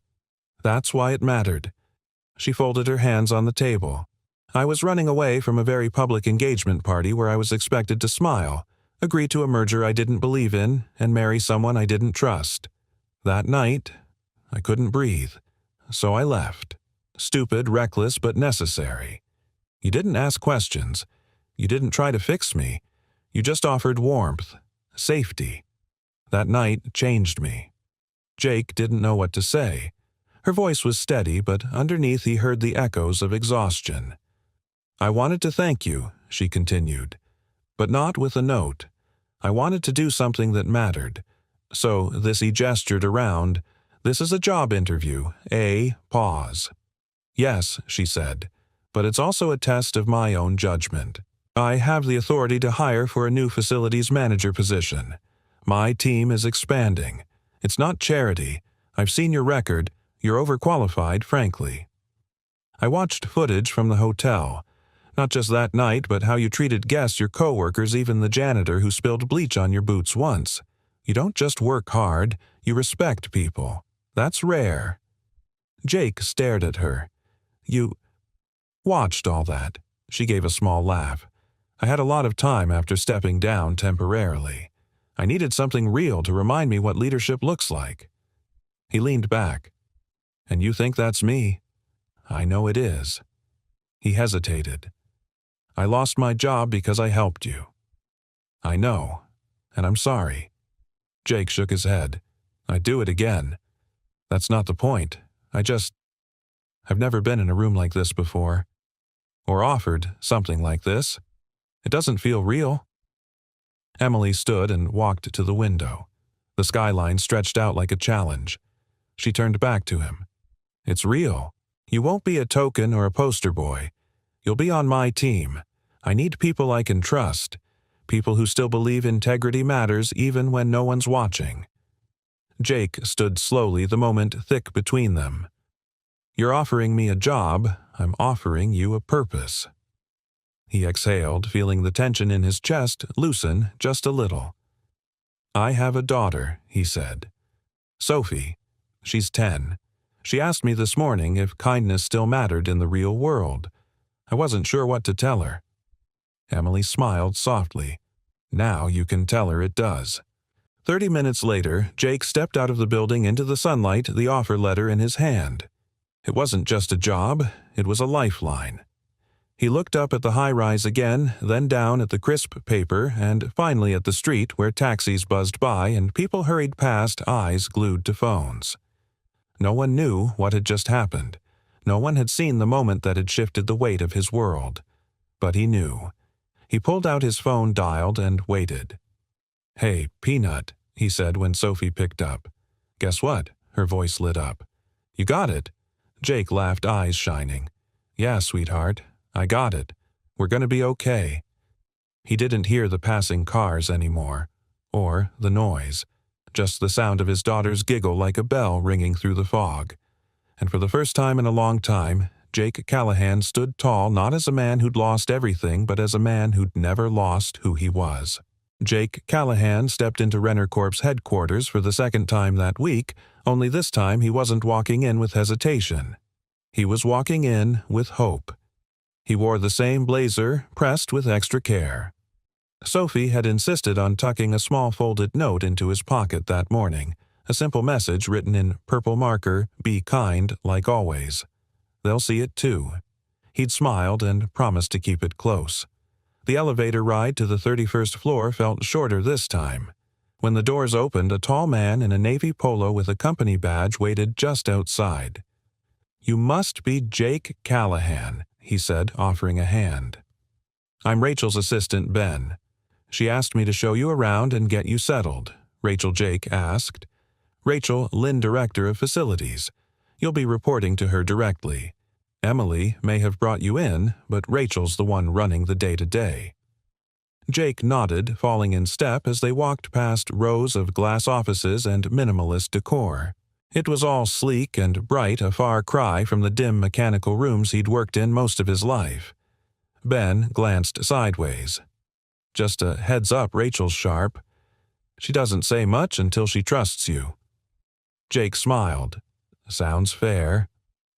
They reached a spacious office filled with architectural blueprints, a corkboard of building schematics, and a sleek desk with not a single paper out of place. Behind it stood a woman in her mid-40s with short-cropped hair and a no-nonsense posture. Rachel Lynn. She turned and offered her hand. "Mr. Callahan, I've reviewed your file. Impressive hands-on experience. You were Army Corps of Engineers stationed overseas for a few years." "Yes," Jake replied, shaking her hand firmly. Rachel motioned to a chair. "This won't be a ceremonial role. You'll oversee all internal maintenance staff, handle emergency protocols, vendor contracts, and manage technical inspections. It's a lot of moving parts."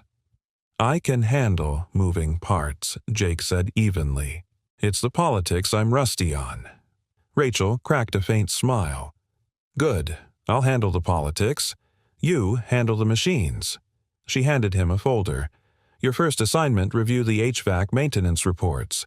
We've had complaints of temperature imbalances on multiple floors. Find the source." Jake opened the folder. The files were neat, time-stamped digital logs printed for old-school convenience. "I'll get started now." Rachel raised an eyebrow. "You don't want to settle in first?" Jake shook his head. "I'd rather earn the chair before I sit in it." Ben, standing by the door, let out a quiet whistle. 2 hours later, Jake was crawling through a mechanical access tunnel above the 28th floor. His shirt sleeves were rolled up and sweat traced the edges of his collar. But the lines in his forehead had softened not from effort, but from familiarity. This part at least made sense. He found the problem, faulty sensors in one of the balancing dampers, the kind of issue that got buried in reports but drove people quietly crazy in their offices. A fixable thing in an unfixable world. When he climbed down the ladder, wiping his hands on a rag, Rachel was waiting. "You didn't have to do it yourself." Jake shrugged. "I like seeing things up close. Reports don't breathe heat." Rachel paused, then nodded. "You're not what I expected. I get that a lot." That afternoon, as Jake returned to his temporary desk, a modest station tucked beside the break room, he found a small, hand-delivered envelope waiting. The handwriting was familiar. "Jake, thank you for stepping into this new chapter. I know this world can be cold, but if we keep showing up for each other, maybe it won't stay that way." No signature, just the letter E. Jake folded the note carefully and slid it into the same pocket where Sophie's message still rested. 2 notes, 2 reasons to keep showing up. But not everyone was smiling. Across the hall in the softly lit corner office, Bryce Hawthorne stood by the window watching Jake through the glass. Tall, polished, and perpetually holding a phone to his ear, Bryce was everything Jake wasn't born into wealth, educated in boardrooms, groomed for command. He ended his call and turned to his assistant. "Who approved, Callahan?" "Emily brought him in directly," the assistant replied. "But he's reporting to Rachel." Bryce's jaw tightened. "And what's his title?" "Facilities manager. Effective today." Bryce said nothing for a long moment. Then, almost to himself, "Interesting choice. Let's see how long he lasts." Jake, unaware of the scrutiny, was in the break room rinsing out a coffee mug when a man in a button-down shirt and khakis approached him. "You're the new guy," the man said. Jake nodded. "Jake Callahan. Leo Myers. Security. We're the ones who pulled the footage that got you canned." Jake let out a soft chuckle. "You always greet people with that kind of honesty." Leo shrugged. "I figure it's better than pretending we don't know. Word gets around." Jake raised an eyebrow. "And what does the word say?" Leo smiled. "That maybe this place needed someone like you?" Jake studied him for a second, then extended a hand. "Let's hope they still feel that way in a month." Leo grinned. "They will. Just don't let the suits rattle you." Later that night, Jake walked through the front door of his apartment with sore shoulders and a full heart. Sophie ran to him, notebook in hand. "I wrote a new entry for my time capsule." Jake dropped his bag and knelt beside her. "Let's hear it." She cleared her throat dramatically. "Today, Dad started a new job. It's a big building with glass walls and secret elevators. But he's not just fixing pipes, he's fixing people's hearts too, even if they don't know it yet." Jake looked at her for a long, silent second. "You're going to make one heck of a writer someday, Peanut." She leaned in and whispered, "That's 'cause I've got a good story to follow." 3 weeks passed. Jake Callahan's hands were no longer uncertain on the doorknobs of Renner Corp. He walked the marble halls like he belonged not with arrogance, but with earned quiet. His name was now on the staff directory. His ID badge no longer read "Guest." The security team nodded when he passed, and Rachel Lynn, notoriously hard to impress, had offered him her first unprompted compliment just 2 days ago. You find problems before they start. That's leadership. Jake had gone home that night with an easy grin, flipping pancakes for Sophie while she danced in the kitchen to a classic Motown playlist. It felt like life was mending brick by brick. But even as the rhythm smoothed, tension simmered beneath the surface, mostly in the form of Bryce Hawthorne.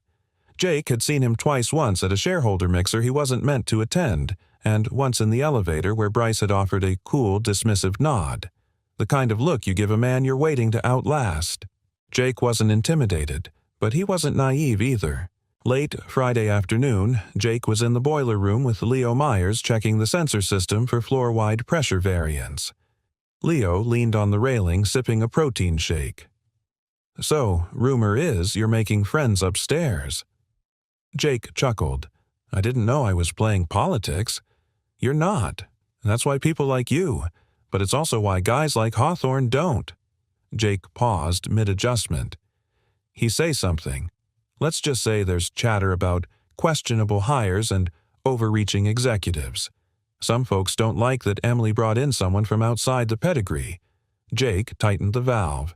Then maybe it's time someone reminded them that decency still matters. Leo grinned.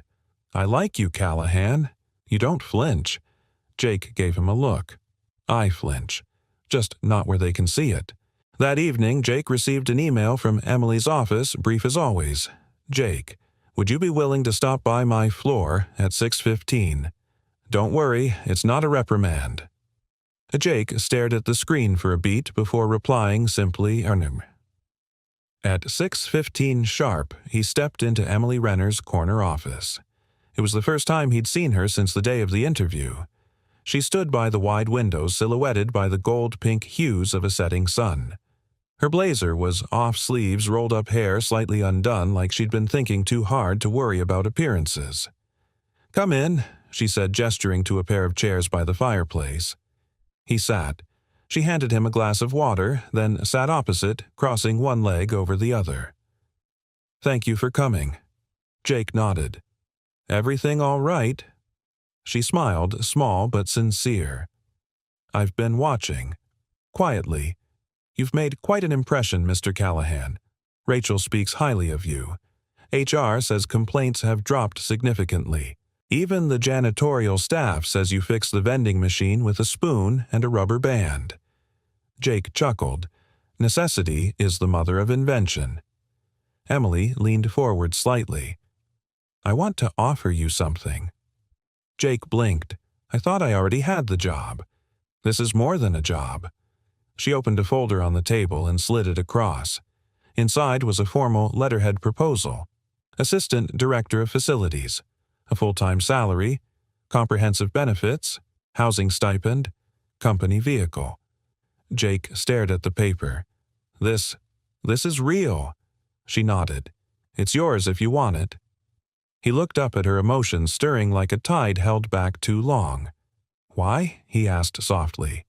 Emily's voice was even. "Because you don't ask for it. And because people like you are why this company should exist. We've spent too long building everything on image and projections. You bring reality, reliability, humanity." Jake looked back down at the offer. "I don't know what to say." "Say yes," she said simply. Outside the building, 20 minutes later, Jake sat in his truck staring at the city skyline. The lights twinkled like silent witnesses. He pulled out Sophie's folded note from his jacket pocket, now creased and faded from wear. "Be kind, like always. They'll see it too." They had. He smiled, then dialed home. "Hey, Peanut," he said when Sophie answered. "I think we're going to be all right." "Did something happen?" Jake let out a quiet laugh, voice thick. "Yeah. Someone believed in your old man. But somewhere else, someone was not celebrating." Inside a closed-door boardroom, Bryce Hawthorne slammed the lid of his laptop. "She just handed it to him," he muttered. No oversight, no board vote. Just handed it to him like he belonged here. His assistant didn't speak. Bryce walked to the wall and poured himself a drink. "I built this company with her father. I sat at that table for 15 years. And now she gives a janitor a seat 3 floors down from mine." He downed the scotch in one gulp. "I want everything we have on Jake Callahan. Employment history, disciplinary records, family finances, whatever you can find." "But sir, do it," Bryce said. "Because if she thinks kindness is a qualification, I'll show her what kindness gets you in the real world." Emily Renner had always known Bryce Hawthorne was dangerous, but not in the way most people thought. It wasn't his power, or his money, or even the sharpness with which he moved through a boardroom carving through opposition like a scalpel. No, what made Bryce dangerous was that he knew how to smile while setting things on fire, how to say, "Trust me," while cutting the ground from under your feet. He had once been her father's protégé. The son her father never had. And for a time, he had been set to be her husband. Emily had grown up surrounded by expectations how to sit, how to speak, how to steer a company, and never blink. The arranged engagement had come during her 3rd year as VP, wrapped in the language of strategic alignment, consolidated control, and unified leadership. Her father hadn't called it love, he'd called it stability. And for a long while, Emily had tried to believe it might work. Bryce was charming when he wanted to be. Smart, polished. The kind of man who could make a room laugh and forget what they were negotiating. But she had seen the cracks, the controlling emails, the way he dismissed people who didn't serve his agenda, the time he berated a junior analyst in front of the whole floor for a typo in a slide deck and called it toughening her up. It wasn't a partnership, it was possession. And Emily Renner had never wanted to belong to anyone. So she ran. That night in the snow, barefoot and breathless, she hadn't just been escaping the ballroom, she'd been escaping a future written in ink, not her own. She hadn't planned to be found. Certainly not by someone like Jake Callahan. Now, 3 weeks after giving Jake his promotion, Emily sat in her office staring at the new reports on her desk. There had been murmurs. A contractor suddenly refusing to renew their contract. An IT audit inexplicably delayed. A subtle but undeniable shift in how certain executives greeted her in the hallway, cordial but cooler. And then came the anonymous memo slipped into HR's inbox, alleging that Jake had been dismissed from his previous position for misconduct. No name on it. No source cited. Just a carefully worded concern. Emily's jaw tightened as she reread it. She knew the tactic create smoke, then claim fire. Discredit, not through fact, but suspicion. She reached for her phone. "Rachel," she said when the facilities director answered, "I need you in my office." Across the building, Jake had just finished walking a new junior tech through emergency generator protocols. The young man, Terrence, was enthusiastic, eager, and soaked up instruction like a sponge. "You sure you're not a teacher?" Terrence asked as they returned to the service elevator. Jake smiled. "My daughter says I lecture like one, but I think that's just her way of saying I talk too much." Terrence laughed.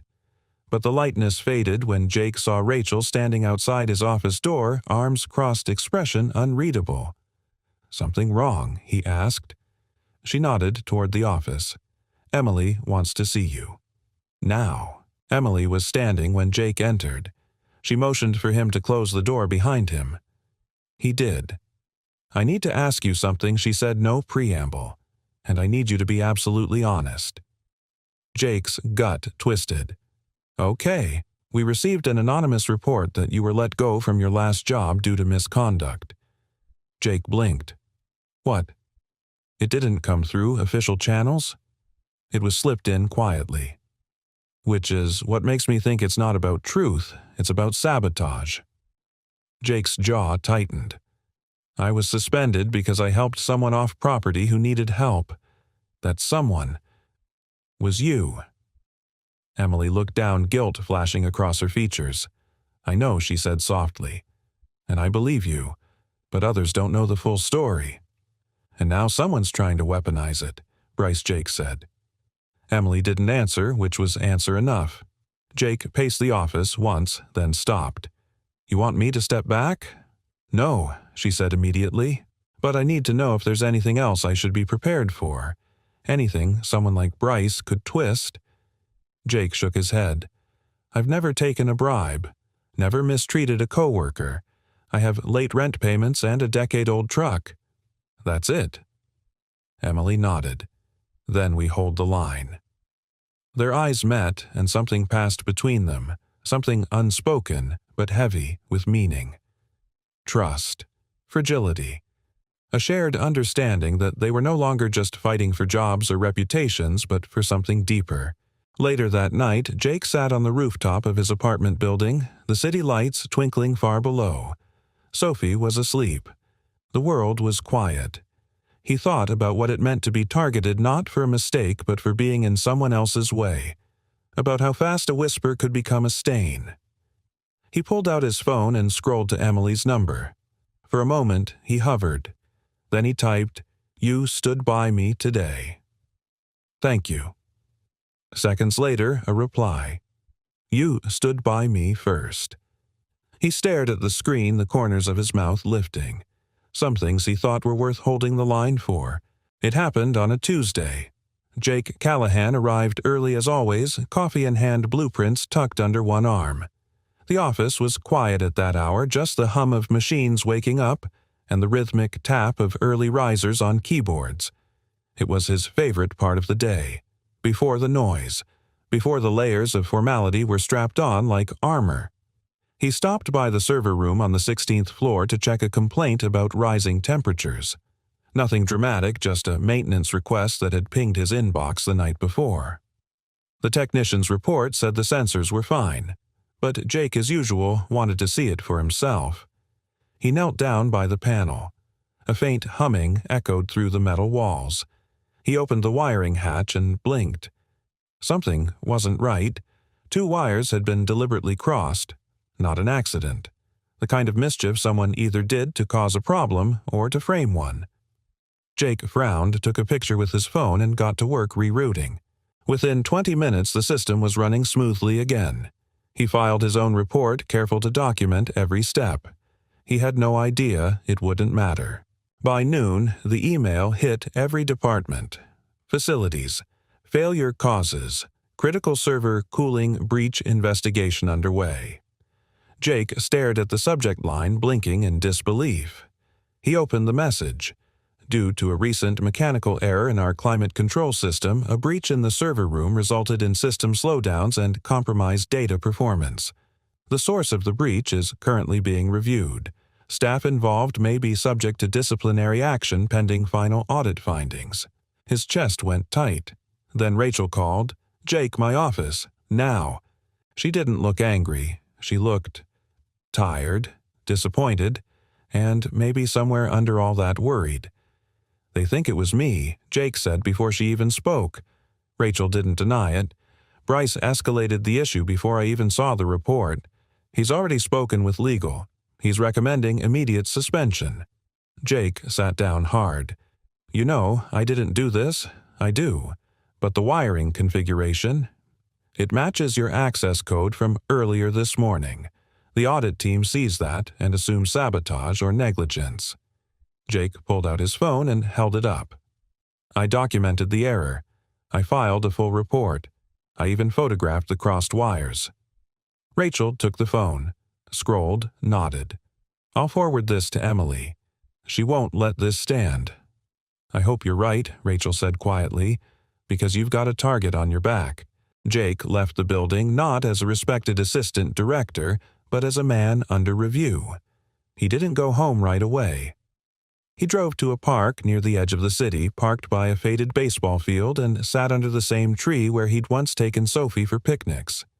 Everything he'd rebuilt after Mandy died, after losing his job, after nearly losing hope, felt like it was unraveling all over again. Only this time, someone had made it unravel. He ran a hand down his face and tried to breathe through the rising fury.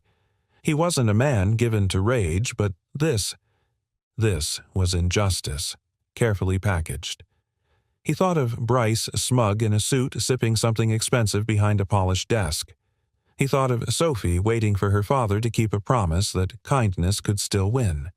He thought of Emily and whether she'd stand up now that it might cost her more than just opinions.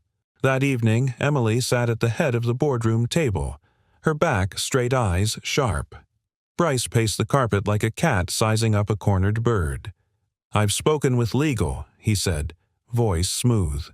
"We can't afford to look weak on this.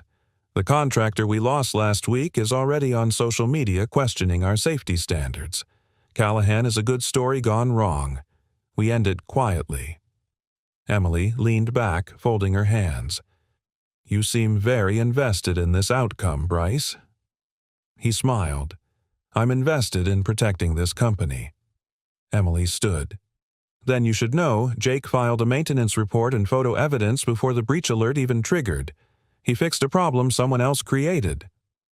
Bryce's smile faltered just for a beat. Emily stepped around the table, facing the entire board. "We've spent years talking about integrity, innovation, responsibility, and then we're given a man who lives those values, and the first sign of friction we fold." Someone on the board cleared his throat. "Emily, we need to be cautious." "Optics." She turned to him. "Optics matter, but truth matters more. Jake Callahan didn't cause that failure. He caught it, repaired it, reported it, and Bryce knew that before he pushed for disciplinary action." All eyes turned. Bryce's jaw clenched. "That's a dangerous accusation." "No," Emily said. "What you did was dangerous. And I won't be complicit." She slid a folder across the table. "Jake's documentation, his timestamps, his full maintenance report. I'm reinstating him. Effective immediately." Bryce laughed brittle. "You're going to risk your leadership over a janitor in a blazer." Emily met his gaze. Steady. Calm. "No, Bryce. I'm going to protect my leadership by reminding everyone what it's supposed to look like." Jake got the call later that night. It was Rachel. "You're cleared. Full reinstatement. No suspension." Emily called the board's bluff. Jake sat down slowly on the edge of his bed. "Thank you." "You earned it," Rachel said. Then after a pause and Jake, she didn't just fight for you. She believed in you. That's not something Emily Renner does lightly. Jake looked out the window, the city lights glimmering like distant fires in the dark. She believed in me because someone needed to, he said quietly. And in that moment he realized this wasn't just about keeping his job. It was about defending the kind of man he refused to stop being. Emily Renner stared at the reflection of herself in the floor-to-ceiling window of her private office, arms folded, spine rigid. The city spread out below her like a puzzle she'd spent years assembling piece by calculated piece. And yet, for all her careful building, one man had shaken it to its foundation. Not Jake. Bryce. Again. He had done what he always did, hid behind procedures, wielded influence like a scalpel, and expected silence to follow. But this time, the silence was hers to break. The fallout from the sabotage scandal hadn't gone quietly. Though Jake had been cleared, whispers still clung to the edges of the building like fog that refused to lift. Several board members had sent concerned but polite emails about Emily's emotional investment in a facilities manager. One even suggested she take a temporary leave until the matter settled. It was coded language. What they meant was step aside, let the men clean this up. Her father would have told her to do it. Her grandfather would have ordered it. But Emily... She straightened her shoulders, opened her laptop, and began writing a speech. The following Monday, Renner Corp's quarterly town hall filled the company auditorium to the brim. Employees from every department filed in: HR, IT, marketing, janitors, developers, security. Jake slipped in quietly and took a seat in the third row beside Leo. He didn't want attention. He only wanted to know what was coming. Rachel sat 2 seats over, arms crossed, eyes narrowed at the stage. At exactly 10:00 a.m., the lights dimmed and Emily walked on stage.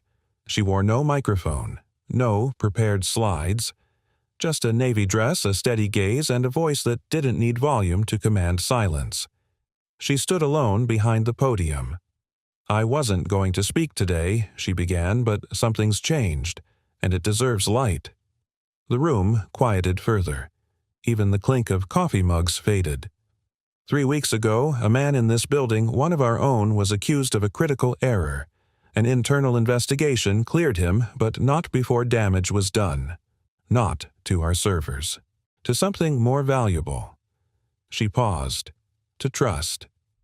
Jake lowered his gaze, heart pounding. This man, Jake Callahan, was brought here by me. Not because of his resume, but because of his character.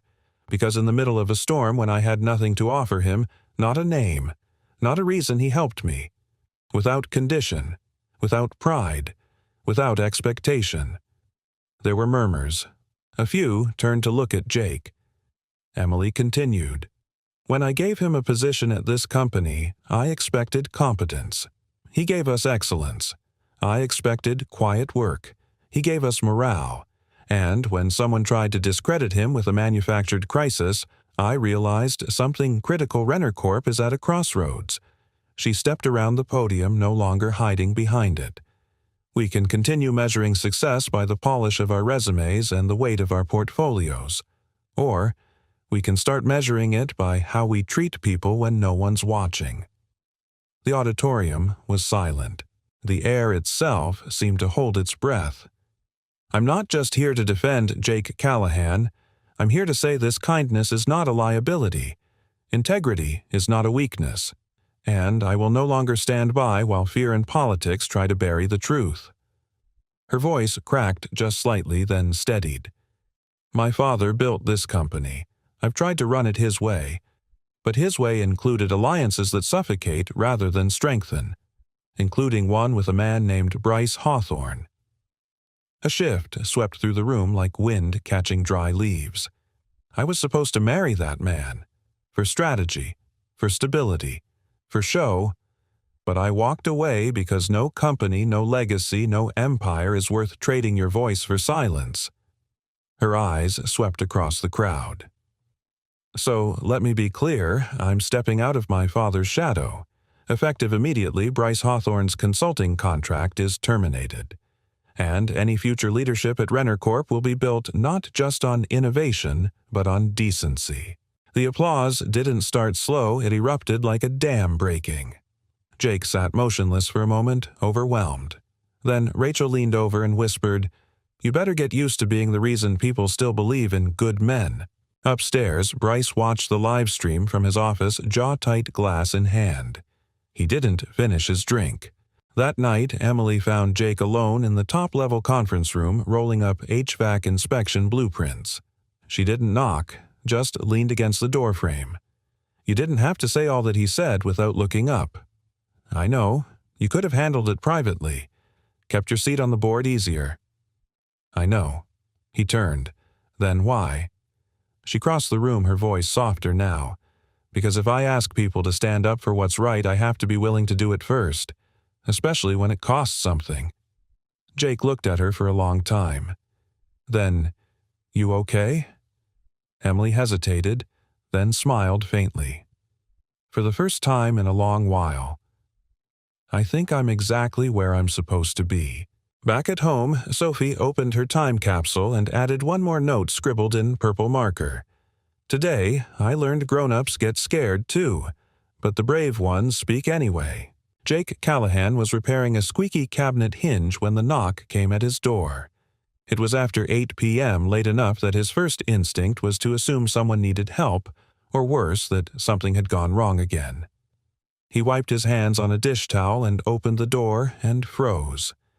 Emily Renner stood there, hair pulled into a loose knot, no makeup, no heels, no tailored suit. Just jeans, a soft cream sweater, and a tentative smile. "Hi," she said, holding up a small brown bag like a peace offering. "I brought dinner." Jake blinked. "You're here, at my door." She gave a quiet laugh. "I wasn't sure you'd open. I wasn't sure you knew where I lived." "I asked HR." "Nicely." He stepped aside. "Come in." The apartment was small, modest, but warm, and lived in. A worn couch with a patch on one arm, Sophie's school artwork tacked proudly to the kitchen wall, a bookshelf cluttered with mystery novels and army memorabilia. Emily looked around as she stepped inside, taking it all in with an unreadable expression. "It's cozy," she said. Jake raised an eyebrow. "That's a polite way of saying tiny but not terrifying." She grinned. "No, it's good, real. It smells like garlic and home." He chuckled. "That's the spaghetti from 2 hours ago." "You missed it. I brought backup," she said, lifting the bag. "Indian food. Hope you're a fan." Jake took it from her. "I didn't realize CEOs did surprise dinner drop-ins. Technically, I'm still the CEO," she said. "Just maybe. Less of the surprise part next time." They ate at the kitchen table, laughing more than either expected. The conversation drifted work childhood stories, the worst bosses they'd ever had. Jake won with a tale about a sergeant who made them mop a desert tent floor. Then, over a shared dessert of mango lassi and cheap cookies, Emily looked around again. Her gaze landed on the small framed photo beside the refrigerator, a woman with soft eyes, curly hair, and a smile that reached all the way through the frame. "Your wife?" she asked gently. Jake followed her gaze and nodded. "Mandy. She passed away 3 years ago. Cancer." Emily's face softened. "I'm sorry. She was sunshine and music and sarcasm. And smarter than me by a mile," Jake said, voice quiet but steady. "She made everything easier to believe in." There was a pause, not awkward but reverent. "I can see that," Emily said. "The way you talk about her." Jake looked down. "Some days I feel like I failed her, like I'm just patching holes she would have filled without effort." Emily reached across the table, her hand brushing his briefly. "You didn't fail her, Jake. You honored her, in the way you raised Sophie, in the way you treated me when you had every reason not to." The silence between them grew tender, stretched across the table like a thread. Jake finally said, "I wasn't trying to impress anyone that night. I just saw someone who looked like they needed to be safe. So I gave you what I had." I know she whispered. That's what changed everything. Later, Emily stood by the window looking out over the streetlights of his quiet neighborhood. "It's strange," she said, arms folded. I spend most of my days in glass towers and conference rooms, but I've never felt more grounded than I do here." Jake leaned in the doorway. "That's because towers are built to keep people out. Places like this," he gestured around, "they're made to let people in." She turned to face him. "I used to think being strong meant being untouchable. But lately," she looked down, then back up, "I think strength might be letting someone matter, even if it's messy." Jake took a slow step forward. "Is that what this is?" "I don't know," she said honestly. "But I do know I didn't come here tonight to thank a coworker or a friend." "Then why did you come?" She held his gaze. "Because after everything, the scandal, the fight, the fallout, I wanted to know what it felt like to just be near someone good." Jake didn't answer with words. He took her hand, and neither let go. Later that night, long after Emily had left, Jake stood outside Sophie's room watching her sleep. Her breathing was soft even. One hand clutched her favorite plush owl. On the nightstand sat her time capsule box, the lid slightly ajar. He reached in and found the latest note written in purple marker. "I think my dad is a hero, but the quiet kind. The kind that makes people safe without needing to be loud." Jake sat on the edge of her bed, heartful eyes damp. For the first time in years, he didn't feel like he was surviving. He felt like he was living again. A month had passed since the night Emily showed up at Jake's door with takeout and truths too fragile to say over email. In that time, the world didn't explode and the sky didn't fall. But something shifted in ways only those living it could feel. Like spring showing up not with fanfare but in the quiet certainty that the frost had finally loosened its grip. Renner Corp had changed, too. The company newsletter now included a column titled Good News at ground level Jake's idea, celebrating unseen acts of everyday decency. The maintenance team got new uniforms with their names stitched properly across the chest. For the first time in years, the facility's crew felt like a part of the future, not a relic of the past. And in the executive offices, Emily walked differently now.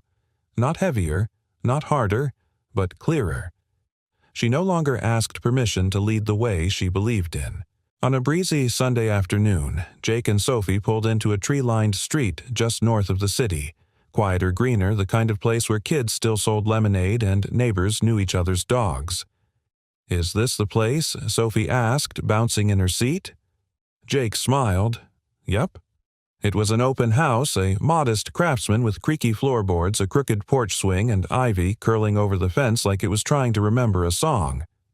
Emily stood on the porch, hands in her jacket pockets, watching them approach with a nervous smile. "You're sure about this?" she asked as Jake walked up. "Are you?" he countered. She looked at him for a long moment, then at Sophie, who was already racing up the front steps, inspecting the porch like a detective. "I used to think permanence was the same thing as safety," Emily said quietly. "But maybe. It's not the walls that matter. It's the people who'd never let them fall." Jake looked around the yard. There were dandelions in the lawn, a cracked walkway, a birdhouse hanging lopsided from a tree. He loved it. "I can fix the cracks," he said. Emily turned to him, smile growing. "I know you can." That evening, they sat together on the empty living room floor, no furniture yet, just pizza boxes and laughter echoing off bare walls. Sophie was curled up in the corner with a coloring book and a flashlight narrating stories about an owl who ran for president. Emily rested her head lightly on Jake's shoulder. "This still feels a little unreal," she said softly. Jake reached for her hand. "Real doesn't have to be perfect." She looked at him. "Neither do we." He kissed her gently. Nothing grand, nothing rushed.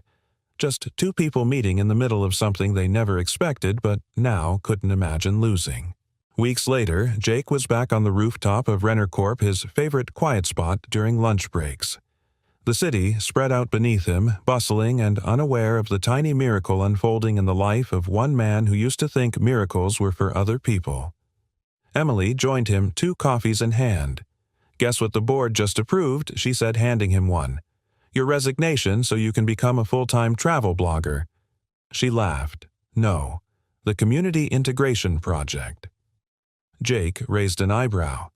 We're launching a program that hires veterans and returning citizens for paid apprenticeships in building maintenance electrical work, HVAC.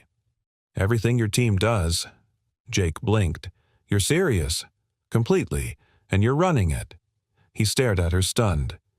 Jake, I want what you taught me to live past just you and me. This isn't just about fixing buildings. It's about rebuilding people. The way you did with me. With Sophie. With yourself. Jake looked down at the coffee cup in his hand, then back up at the woman he once handed a coat to without knowing her name. You really don't do things halfway, do you? Emily smiled. Not anymore. On the night they signed the papers for the new house, a storm rolled in, nothing violent, just rain against the windows and thunder like a low lullaby. Sophie, now officially in her new room, taped one last message to the inside lid of her time capsule box before sliding it under the bed. Kindness is the quiet kind of magic. It doesn't ask to be seen, but it always shows up when it matters most. And downstairs, with the lights low and the world softened by rain, Jake sat beside Emily on the old couch they'd brought from his apartment, the one with the stitched-up armrest and a history of watching hope return. They didn't speak much. They didn't have to. Sometimes the most extraordinary endings aren't loud or dramatic. Sometimes they're just two people sitting close, holding hands, finally warm after a long storm. If this story touched your heart, it's because you believe in the quiet strength of kindness too. The kind that holds steady, shows up, and changes the world not all at once, but one life at a time. We'd love to know, where are you watching from? Drop your city, state, or country in the comments below. It's always amazing to see how kindness connects us across the world. If this story moved you, inspired you, or simply reminded you to believe in quiet goodness, please consider subscribing for more heartfelt stories like this one. And from the bottom of our hearts, thank you for watching. Your time means everything to us. Until next time, stay kind, stay hopeful, and stay connected.